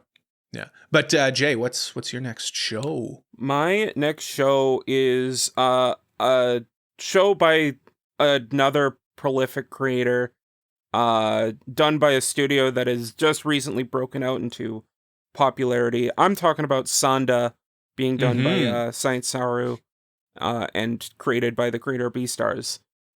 This is a show also coming to Amazon Prime. And is kind of like a mystery thing about Santa Claus. I'm not like 100% certain on like what's going on or like what the idea is, because like just concept on paper, this is like the most ridiculous thing I've ever seen. But as I started looking more into it, I was like, I'm kind of into this. Yeah, you know what I mean, Jay? Yeah. And like just watching the trailers, like it is very clear that Science Saru knew what they were doing when they got this show. Yeah, because like there is a lot of style, a lot of flair, and just like a lot of personality put into the artistic style of this show. As far as I know as well, like it's kind of like almost a murder mystery story, which is like what? Well, it starts off, I think, with like the main character almost getting murked, right? Like he almost gets killed, like in the first episode, and then they like work together from there. And it's like the whole concept, top to bottom, is insane, and I'm kind of here for it. And the main character is like from like he's a descendant of Santa Claus or something like that. Yeah, he's like a long lost descendant in a world where Santa Claus Christmas has been eradicated or something. It's like what? Yeah, who thought of this? How much acid did they do? It's funny, like you compare it to Beastars, which is like, again, like a murder mystery with like this weird coat of paint. And I think I'm here for it. I really like these concepts that this mangaka is coming up with. Mm-hmm. Like she's the daughter of the creator of Baki, so like honestly, I feel know that. Yeah. Oh, okay. So like I feel like they're smoking the same thing. Yeah. Okay. Yeah, definitely the creative This is all juices are in the blood. Yeah. Yeah. No. Very very interesting concepts that on paper you'd be like, what? Like I don't care about beast or animal murders. I don't care about Santa murders. Yeah. But then it ends up being cool. And then Science Saru has just been like going off the wall lately. Like they've been doing great stuff. Don is still like I'm getting people talking to me about Don. Yeah. Scott Pilgrim was fantastic. Why the hell is it not on my anime list? Devilman Crybaby I hear was really good. Yeah. I feel like Science Saru has quietly become one of the top dogs. Yeah. In the same way Mappa used to be. I agree with that for sure. And they're starting to like do stuff that like they have a breadth of a style that isn't necessarily like weird. Like you brought up Devilman Crybaby, and like that was like, oh, that's Science Saru. Like that looks like Science Saru. Like their character designs and everything look very like funky and weird. Now they're starting to just their character designs are a bit more normal, but they still have like a style their own. You know what I mean? They feel very unconventional in how they I guess in the type of shows they pick and how they create them, because like everything they've done that's been prolific recently has been kind of like has some kind of weird vibe to it. Like this just what is going on kind of energy. Don is just like nuts, weird. Scott Pilgrim is like it's good though. It's good to be the weird kid on the block. That's not a that's the best part. Awesome. Yeah, that's not a critique. That's just an analysis. Yeah, I can't wait for their Ghost in the Shell adaptation. Like me too. I cannot wait. Yeah. Yeah. I guess it's my turn again next, isn't it? Hi. My next pick is A Wild Last Boss Appeared. Jay actually showed me this one. And at first I was like, this looks stupid. But then I started looking more into it. And it's got great animation. It's got an interesting concept that it's basically Overlord again. The whole idea is the main character has like built this final boss character. He wakes up in her body. So it's Overlord in that sense. It's been 200 years since her defeat or something like that.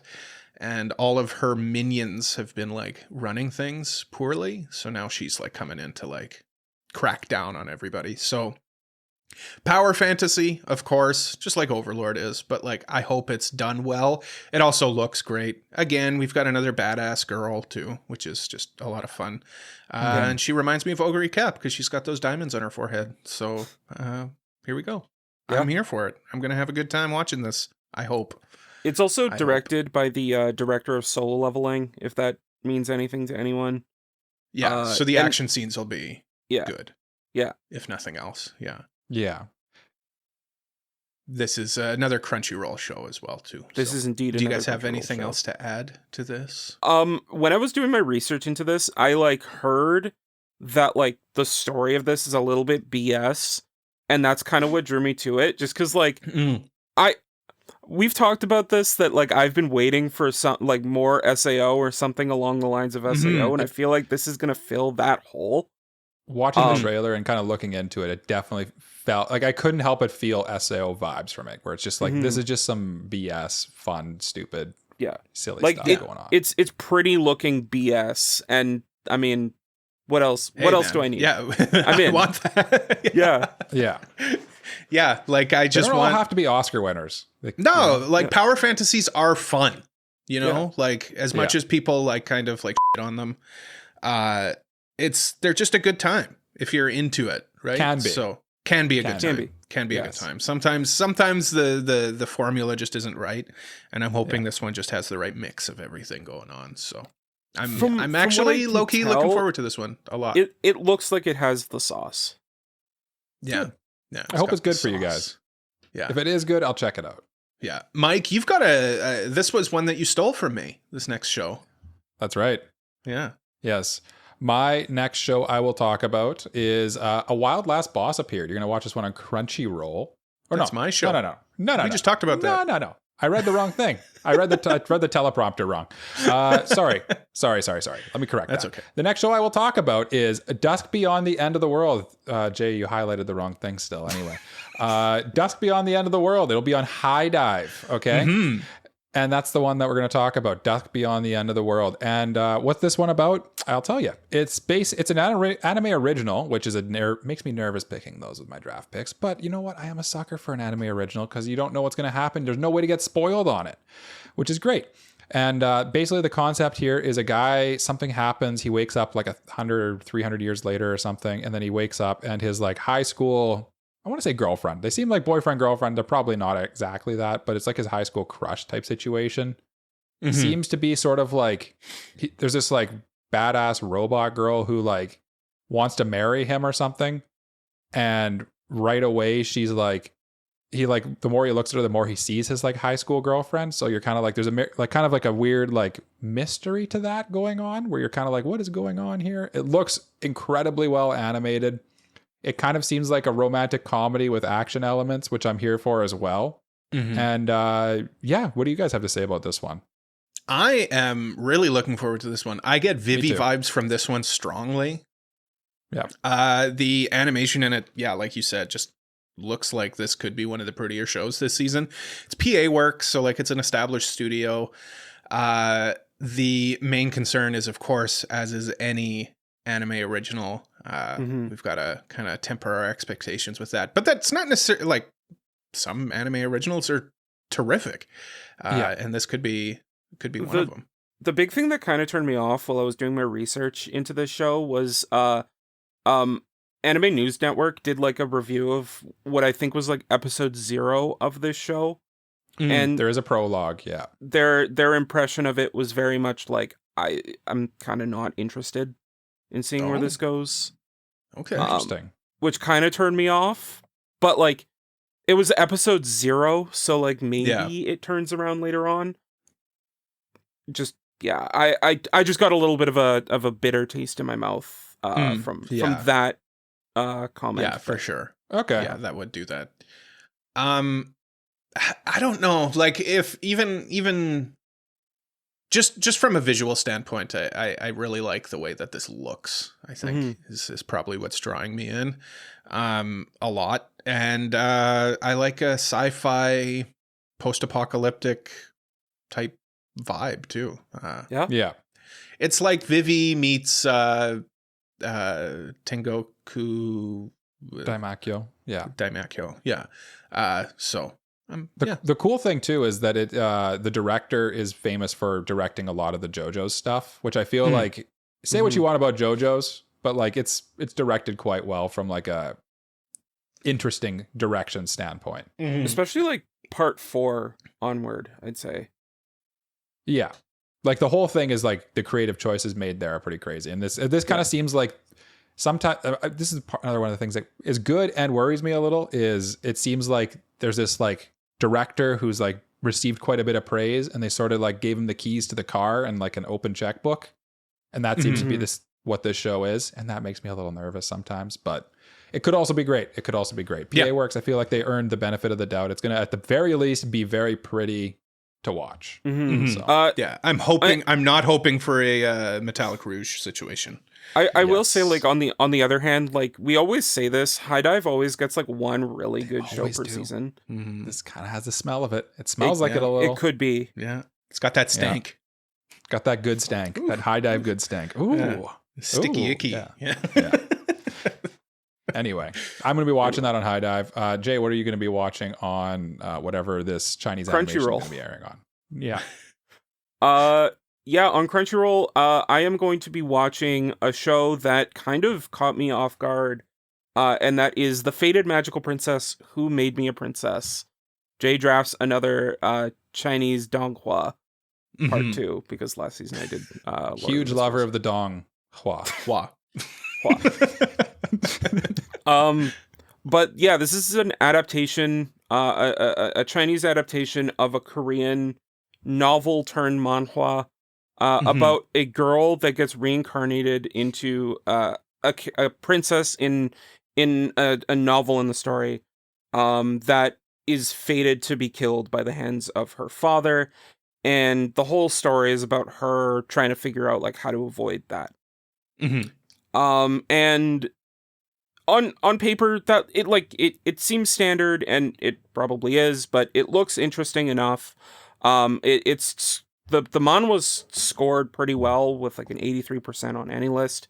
And that probably would be enough to make me, just kind of be like, I'll keep this one in mind.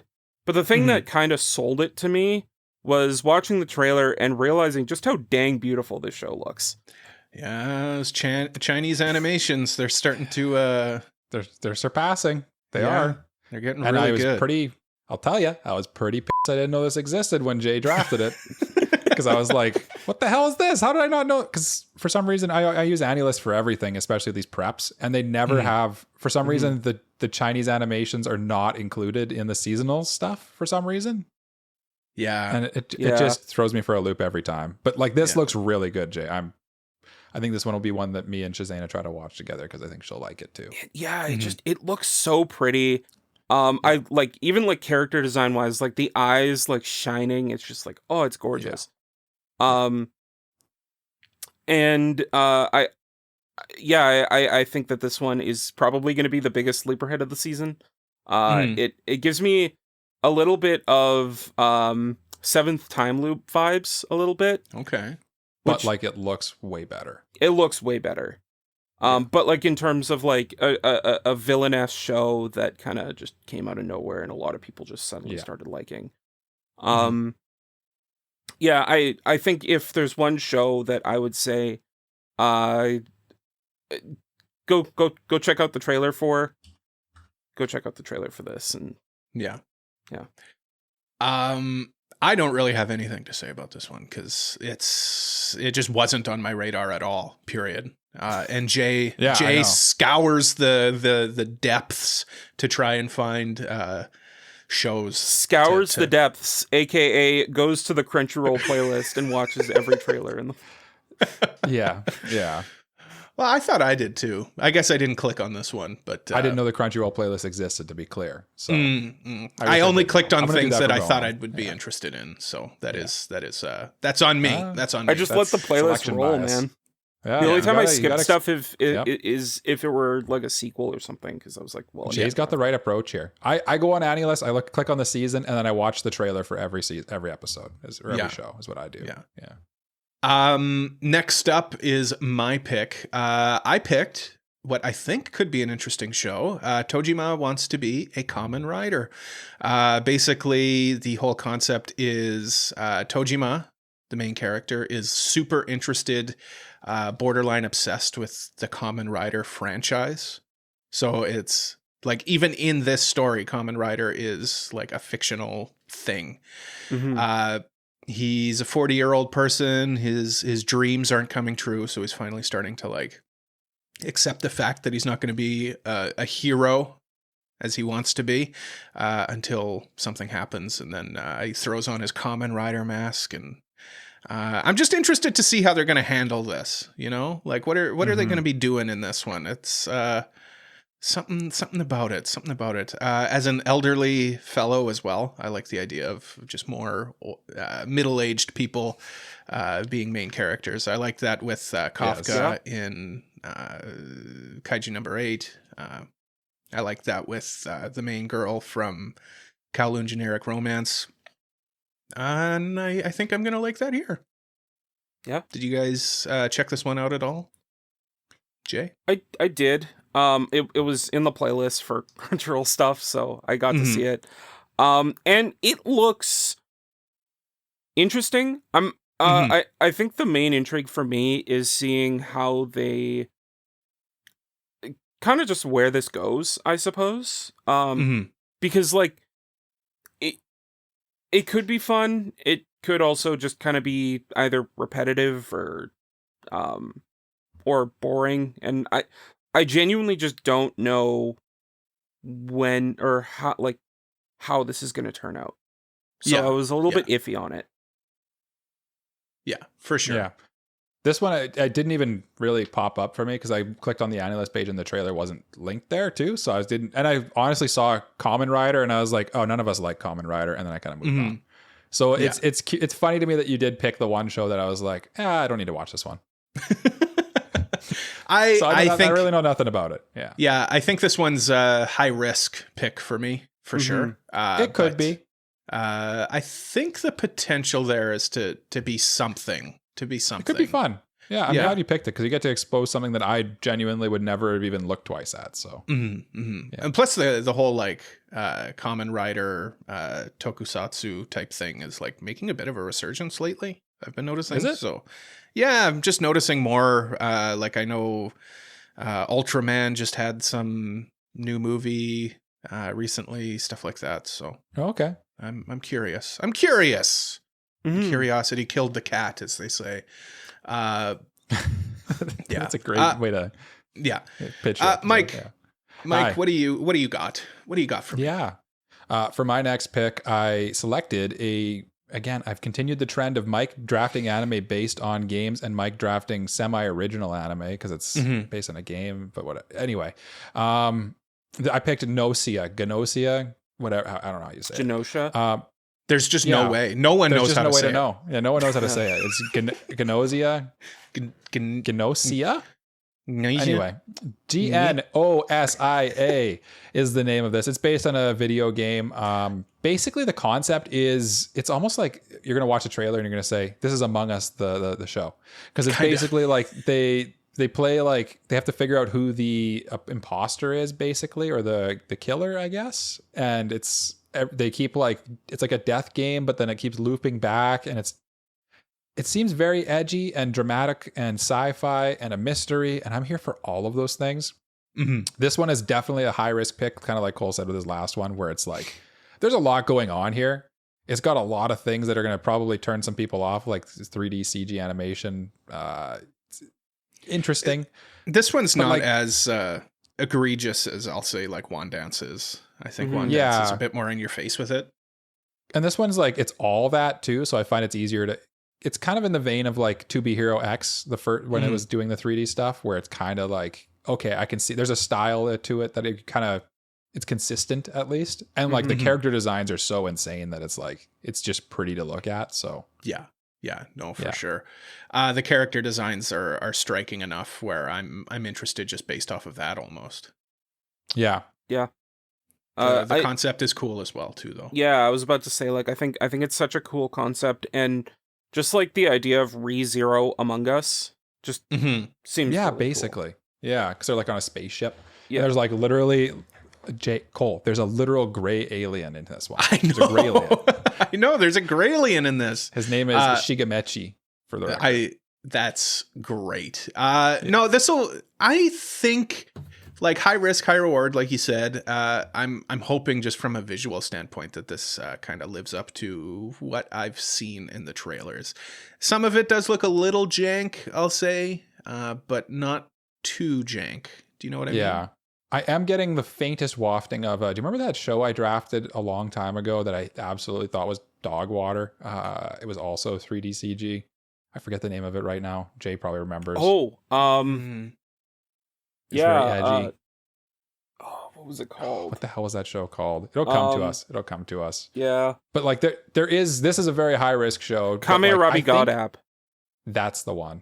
But I think this has to me, this has a higher potential than that one did. But I could be wrong.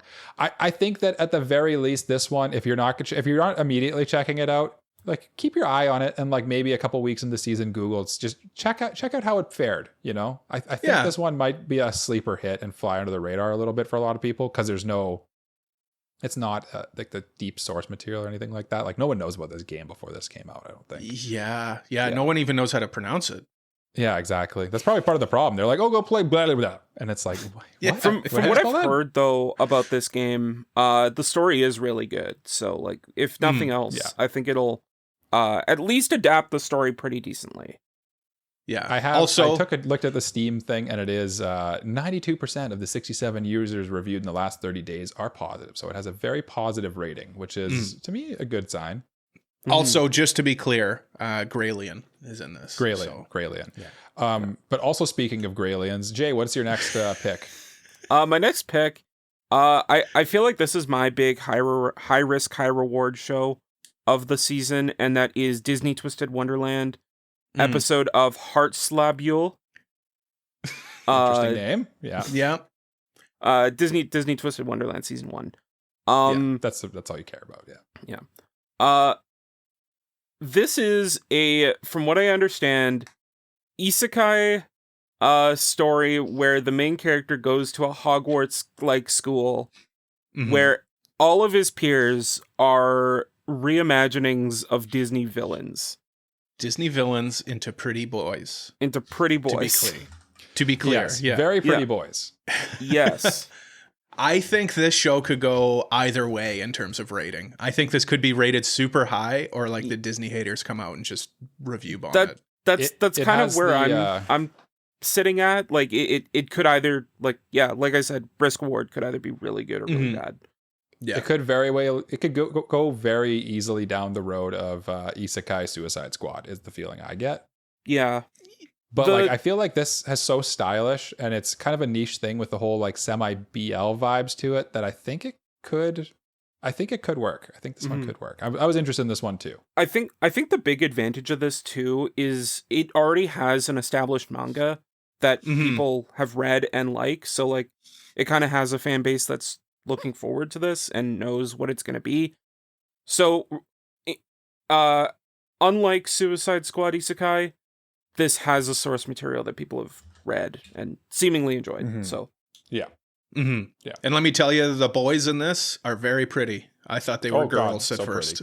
They're so pretty. I thought they were all girls at first. I mean, it looks, if nothing else, gorgeous. Like this looks like a well animated show. And I mean, hey, this is straight up like this isn't like a Netflix show where they get the licensing and they throw a little bit of money. This is a Disney produced show. So like they are invested. Walt Disney Studios. And let me tell you, invested in making sure this show is well. Look, I know none of you probably predicted this, but this is actually coming to Disney Plus. So wow, no. Who could have seen that coming? Yeah. Maybe this will be the random Disney Plus banger that instead of Wandance. Maybe this could be the show. This could be the show where we get like a bunch of Disney fans coming into the anime community and being like, "I love this show. I love this show so much." Disney fans are nuts. So bring them on. That was kind of my motivation for drafting this. Is I feel like a lot of like Disney fans that overlap with as anime fans will just be like flocking to rating boards and just rating this like 10 out of 10 just to because. No, that's true. That is true. Yeah. Where they just kind of inundate everything with and good ratings. Also like because it has such a because it is a Disney Plus show, like it's not as in the anime zeitgeist as something on Crunchyroll, for example. So like, I feel like the people wanting to watch this will be people who are seeking it out. And you kind of alluded to like the source material is available, but it's also, I don't know if it's very well known in the West unless someone's like deep in the Disney rabbit hole. Yeah. So I think that actually benefits it too, because like by not knowing the source material, I'm curious about it, right? Well, this will just be one of those things that just drops on Disney and people are like, "What's this?" Oh, yeah. My favorite Disney princess is now a pretty boy. Yeah. Well. Like pretty boys. Yeah. The fan fiction's going to go crazy with this one. Yeah. Oh, yeah. I'm up next for round 5. So my final pick of the draft was Mechanical Marie. I get what was that show? Assassin and Ninja Under One Roof vibes from this one a little bit. The concept is the main girl is masquerading as a robotic maid for a person who hates humans and also hates liars. Well, she's both of those things. So how will she continue to do what she's supposed to be doing? Well, I think this will just be a fun, zany show. Yeah. Go ahead, Jay. I was about to make a stupid joke. Like, well, you see, she's actually a sad girl because she is everything she hates. So it becomes a deep, dramatical story of learning to accept yourself and the things you hate about yourself. I don't think that's what it's going to be. I think it's going to be constantly almost getting caught as a human, but then being able to turn the table and say, no, I am a robot, which I identify with. But from another perspective, like I'm a robot trying to convince everyone that I'm human, it just looks like a lot of fun. I like the concept of it. Something about this one I drafted for me. I don't even know if this is going to be rated super highly, but it's just something I know I'm going to jive with. The concept of it just seems right up my alley. And you previously drafted I went to the manga and looked at the recommendations, and the number one recommendation is You Are Miss Servant, which is a show that you are probably the biggest fan of that I know of. So I think you've drafted something that's right up your alley. Yeah. You Are Miss Servant was good. Oh man, that OP for that show too. That OP goes hard. Yeah, that OP goes hard. That was a good OP. But this appeals to me more than You Are Miss Servant because this looks fun and whimsical in a way that You Are Miss Servant wasn't. So it's got a different hat on it too. It's cute. Yeah, it looks cute. Yeah, with some action set pieces and stuff like that too. So I'm definitely going to be watching this on Crunchyroll. It should. If nothing else, it will be fun. This is coming to Crunchyroll. Mike, what did you pick?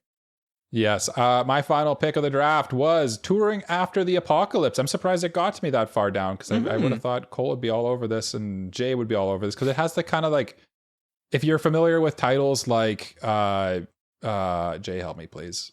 Girls Last Tour? Girls Last Tour. Yes, Girls Last Tour. It's essentially Girls Last Tour, but they're not depressed about it, and it's not sad, and it's not very monochrome. It's Girls Last Tour if they were just the happiest beans riding around on a motorcycle. And I think that'll be a fun watch, honestly. It looks really pretty. The trailer that I watched was literally just like, it was just showing the scenery, basically. It was just showcasing like the landscapes that they're taking their tour through. But it gives me laid back camp vibes, which I enjoyed. Didn't love, but enjoyed. And it gives me, if you take those two things and like kind of, if it takes the psychological and like big picture stuff that is so frequently addressed in apocalyptic media, like Girls Last Tour or Tengaku Damakyo and stuff like that, where it like kind of makes you ask questions about like your civilization and stuff like that. I think that will enhance the show to the point where I like it. And it does have, the original manga is a seinen too, so it's more likely to, I feel like it's probably going to go down that path because it just has to, Yeah. I'm hoping this is better done than, do you guys remember that show? It came out a couple seasons ago where those girls were like in a post-apocalyptic land and they were like on a train. Oh, Train to the End of the World? Train to the End of the World. Show. Yeah. I really like that show. I feel like that one just kind of fell off the radar though. You know what I mean? Yeah. I think you mean it fell off the rails. Oh, he did it. He did it. It absolutely went off the rails, that show. I enjoyed it a lot. But yeah, I'm a sucker for an apocalypse show just because I like the philosophical stuff that generally comes up in it. I'm going to check this out. It'll be on Crunchyroll. Yes, it will be. Yeah. And I'm hoping it tackles that more than just like Girls Last Tour is great because like it's these girls who are trying to be positive in this horrible, horrible world where I'm hoping it does that more so than just like being looking at only the positive aspects of traveling. Do you know what I mean? Oh, I'm looking at the review of the manga here, and it says there's quite a bit of action in it. Interesting. Oh, okay. Interesting. Cool. Interesting. It looks gorgeous. It looks gorgeous for what it's worth. Yeah. Yeah. At the very least, very pretty. Honestly, worth checking out if you're kind of into the more heady side of anime, I would say. So, Jay, finish out our draft. Like Cole's last pick, my final pick was just a me pick, but I think like at the same time it'll also be semi-popular just because these for some reason get like one popular show a season. And that is My Status as an Assassin obviously exceeds the heroes. Obviously. This is an isekai based on a light novel that the best way I would describe this is shield hero mixed with the most popular show I'd say would be a show to mix this with would be like Ari Furuta a little bit. Okay. Imagine they had a baby and it's this. So when I click on the recommendations for the light novel, the 3 recommendations are Shield Hero, Eminence in Shadow, and Ari Furuta. So good job, Jay Garridian. Yeah. yeah. And if you're hearing those 3 recommendations and you're like, oh, I like all 3 of those. Well, you're going to like this. I think you'll know if this is a show for you. I will say though, this show does look really pretty. It's done by Studio Sunrise, which Studio Sunrise doing an isekai? What? I mean, Studio Sunrise has been around for billion years. They were created along with the creation of our sun. So they've been doing anime for a long time. So if nothing else, that should be a stamp of at least quality in terms of like how it looks, and it looks great. Like it does look really good. For like a quick story thing, if I really need to go over the story, the main character and his class get isekai'd into another world. And they all become like different classes. One of them, which is like the most popular guy, becomes the hero. The main guy, who's like kind of a loner, becomes an assassin. And oh my god, his assassin skill is stronger. Cool. But it says here, Akira merely gains the abilities of a mediocre assassin. But like, I'm sure you know where this is going. I'm sure Assassin's going to turn out. It's one of those classic. It's in the title. Like, it's in the title. Yeah. Yeah. And this is power fantasy. This is power fantasy at its peak. Yeah. And having read the light novel, the best way I can put it is if you like those series I mentioned before, you're gonna have a good time. Yeah. Yeah. So those are all of the shows that we drafted, but there were other shows that didn't quite make the draft. So we'll just run through those really quick as a bit of a speed round here to finish it off. The ones we were kind of like interested in, but weren't at the top of our list. Like I'm probably going to check a lot of these out. So So one of the shows I just want to talk about was Let's Play. I remember seeing stuff about this one. It looks super unique in terms of art style. For sure. Kana Hanazawa is our main character. It's based, the big thing is it's based on a Western comic.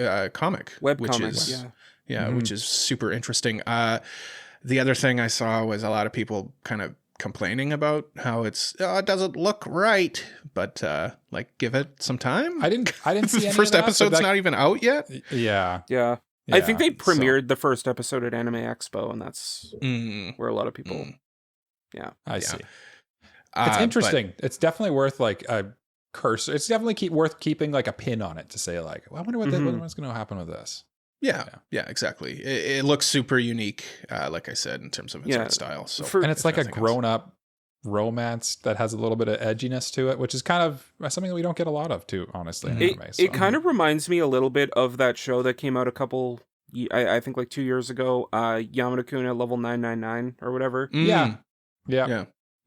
Okay. Like gamer couple kind of like I agree. I got vibes of that too. Mikey, what do you got for me?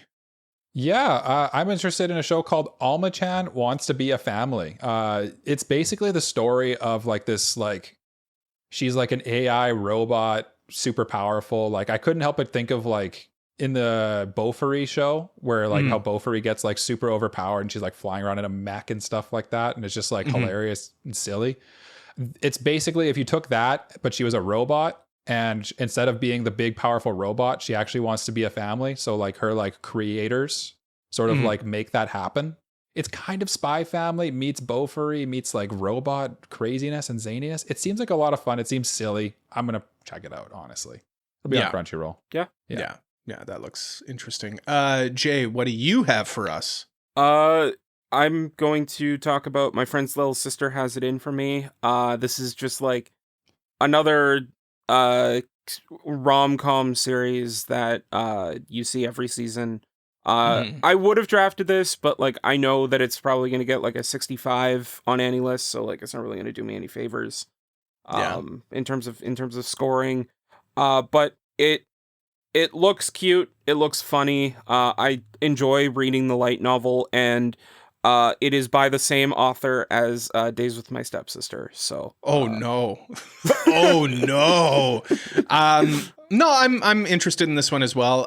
It doesn't look the prettiest, I'll say. Like its animation style and art style doesn't look funny, doesn't it? It looks off a little bit. But I mean it's pretty harmless, I would say. Like it looks pretty harmless. So yeah. If there was a show, I'll probably check it out. If there was a show that the listener is like currently yelling at us this whole episode, why aren't we talking about it? It's probably this one, because I feel like this one is pretty anticipated, and it's like I feel like the shows like this, there's an audience for them in anime, and they always are popular and they always do well. So I'm frankly a little surprised that both of you guys didn't take it, honestly, because I mean, it's kind of romance and teasing. You also like kind of got to play when you're drafting. You got to play the meta a little bit, and you like. I know that this isn't probably going to be rated the highest. It's just a boring pick, I think. You know, like there's just no excitement to it from that side. Yeah, like what this show is already. Like I haven't watched it. I know what it's about. I know what it's going to end up with. Yeah. The next show I want to talk about. So I just want to preamble this by saying, listen, Jay likes elves. Okay, Mike likes witches. Mike's coworkers now know that Mike likes witches. And hey, like apparently I like vampires. Little Miss Vampire Can't Suck Right, which looks cute. I feel like it's a tough title if you were to tell your coworkers you're watching this show. It's a tough title. It's a tough title. I don't really know much about it other than it just looks really cute. The way the impression I got from it was like romance vampire Umaru-chan. That's like basically she's it's like if I when I was watching it I thought of like Call of the Night, except she's not a very good vampire. Like she's like kind of like Nazuna's like scary and like really strong, and this one's kind of like a bumbling doofus. She kind of sucks at being a vampire. Yeah, basically. Yeah. Seems cute though. Seems like it does seem cute. I'm still gonna watch it for sure, but I'm wary enough about it where I didn't feel like I was ready to draft it. Next, Mike. Yes, I wanted to talk about a show called Shabake, and it's an interesting one because it's based on a very popular, from what I can tell, novel series in Japan that has just not infiltrated the West even a little bit. And it's like a historical, mysterious fiction with kind of like yokai and stuff like that. It's interesting. It has by far the worst haircut you're going to see this season for sure, with that little top knot thing going on. But that's going to be distracting. But I'm curious about this one. It's really, really low down on like the I see Cole scrolling in the mirror. I'm scrolling. It's at the very bottom. And that's why it kind of like caught my eye. I'm like, this one. When I watched the trailer, I was impressed with it, and I was kind of like, that's interesting. The one thing that probably throws people off a little bit with it is that it kind of brings in the yokai as like silly animals that are familiars for him, like the classic shonen trope. But I think there's enough good signs from the trailer that I think it's worth checking out if it sounds up your alley. And Jay, what's your show? My next pick, I feel like this is a show that Mike is also interested in, and that's SI-VIS, The Sound of Heroes. I just SI-VIS. The first thing that I thought of was like kind of like a mix between K-pop Demon Hunters and To Be Hero X, a little bit. Kind of. But just in the sense that like they're like pop stars that fight as heroes, kind of thing. But the thing that interested me is like it just looks not bad. Like I thought it looks pretty decently. The big worry I have for it is that it's an original, and a lot of the time originals can go one way or the other, and a lot of the time it's more common that it's the other. So yeah, especially when it's like in this vein of particular original, where it's like they just kind of like genre mashed a bunch of stuff. To me, that feels particularly dangerous. But like, I feel like this one has potential for sure. It has potential, but I kind of want to be this looks good. I'm gonna stay like 5 miles away and just look in. Yeah, you keep it at arm's length. Yeah. And then eventually check some about. Yeah. My next one is My Awkward Senpai, which just looks like a fun romantic comedy set in a workplace, which we're getting more of these days. And of course, we don't know where it's airing, so thank God I dodged a bullet with this one for once. Rare bullet dodge, but yes, rare bullet dodge from Cole. All of my shows are actually airing on something this time. So, but My Awkward Senpai looks so far looks cute. Yeah, it looks cute. Looks like a fun time. This, if I can't watch it, I think this might be one that I end up reading anyway. Just the concept of it seems interesting to me. Where it looks nice too. Yeah, the lead is just kind of this cool, put together lady, but in reality, she's just very awkward. But comes off as cool, which is, I don't know, just a lot of fun. I like that. Makes me think that even cool people are weird and awkward sometimes. They are. Yeah. Everyone's weird and awkward in their own little way. Yeah. Mikey? Hi. I'm also weird and awkward in my own little way. So weird and awkward that I want to talk about Digimon. Yeah. Who would have thought Digimon would come up here? But Digimon's having a new, like, it's a totally new Digimon from what I can tell. And it seems to be I'm surprised this wasn't drafted. A little bit. Like it looks like a very stylish take on Digimon in the same vein that like maybe the recent Digimon games have been.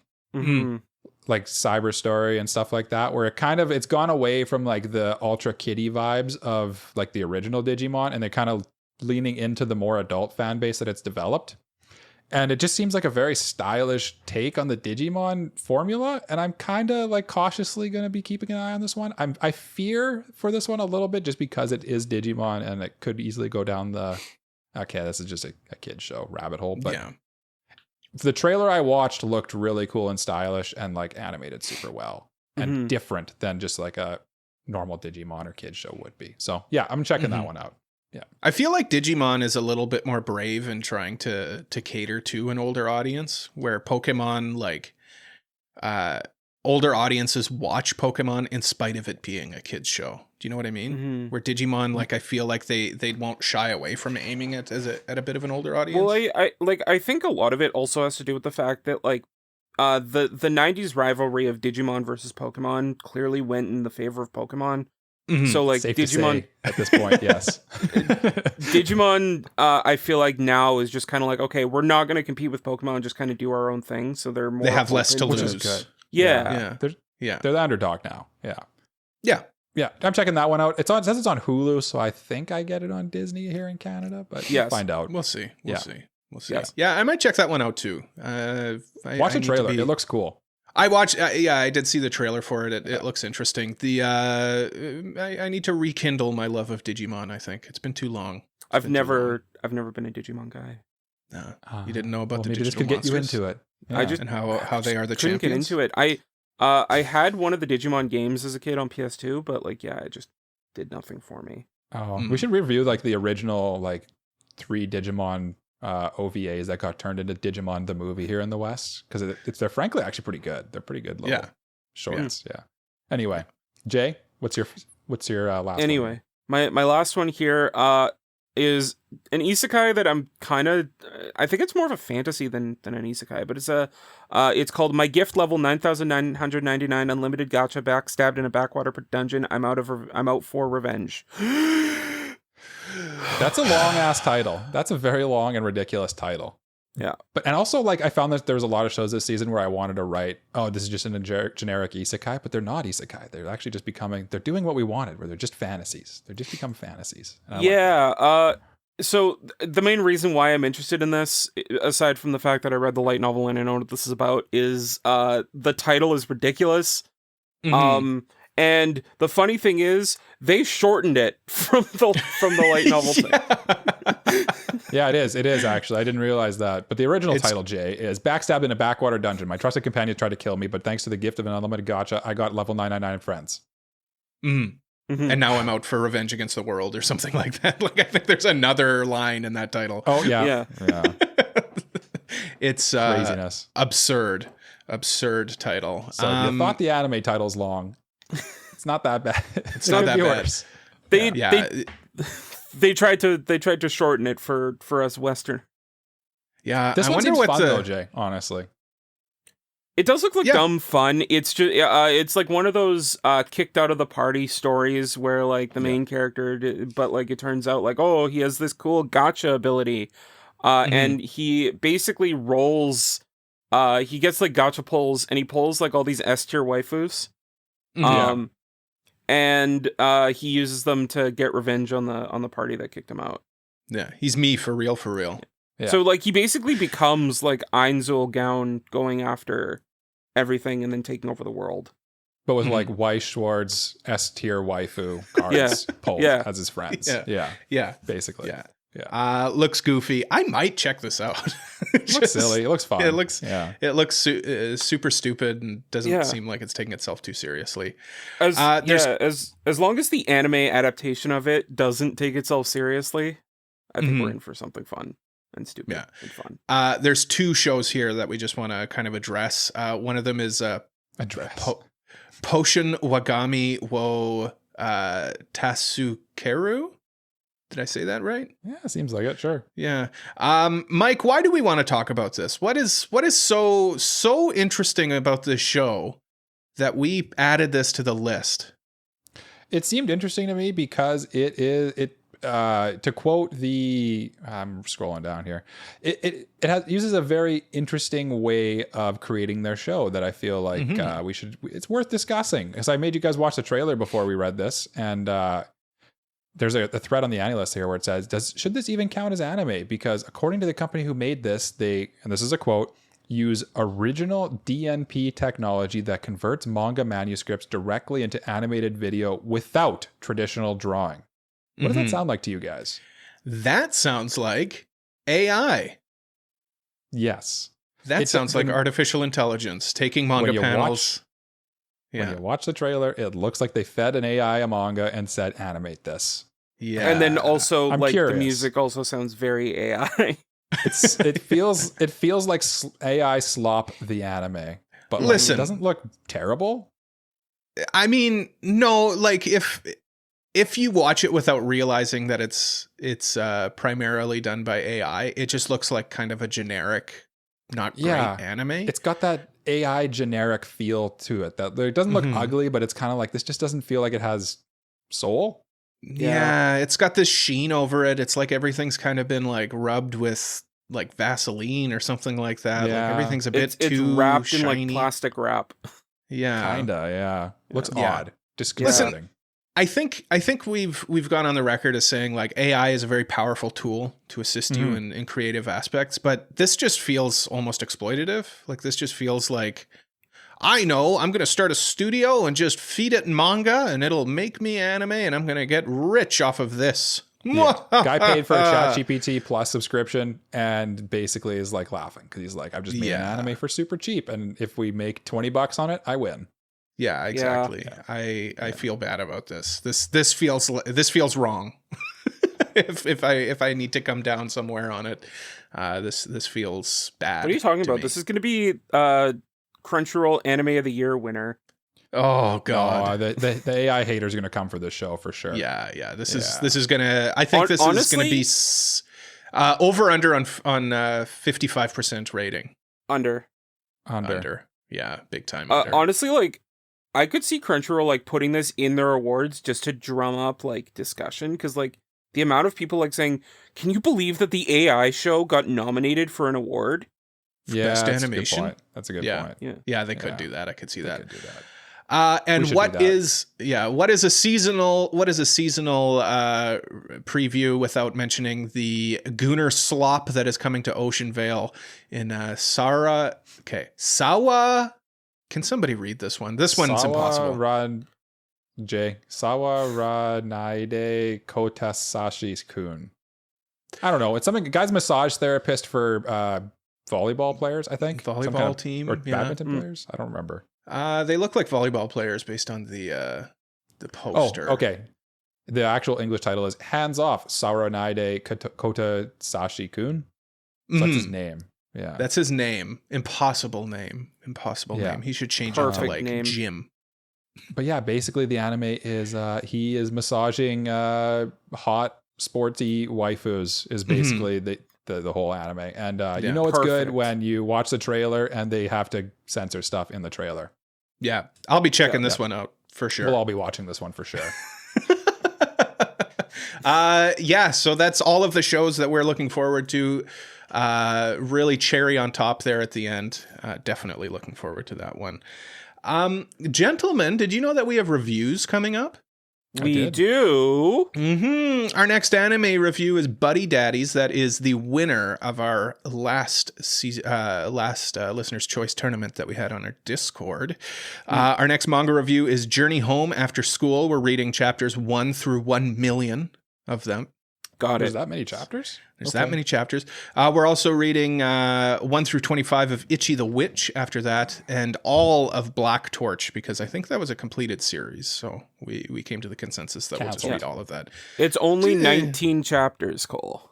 It's only 19 chapters. Excellent. So yeah, look forward to those reviews, if you would please. By the way, next episode is the big 200th. Yeah. Guys. Whoa. A big 200th episode next week. So tune in next week. We're doing something. We'll figure it out. Yeah. Stay tuned. I think it was, stay tuned. We have a plan. Yeah. We have concepts of a plan. Yeah. If you're watching this in post-mortem after episode 200 comes out, comment what we did. What was the plan? And everyone. Let us know what the plan was.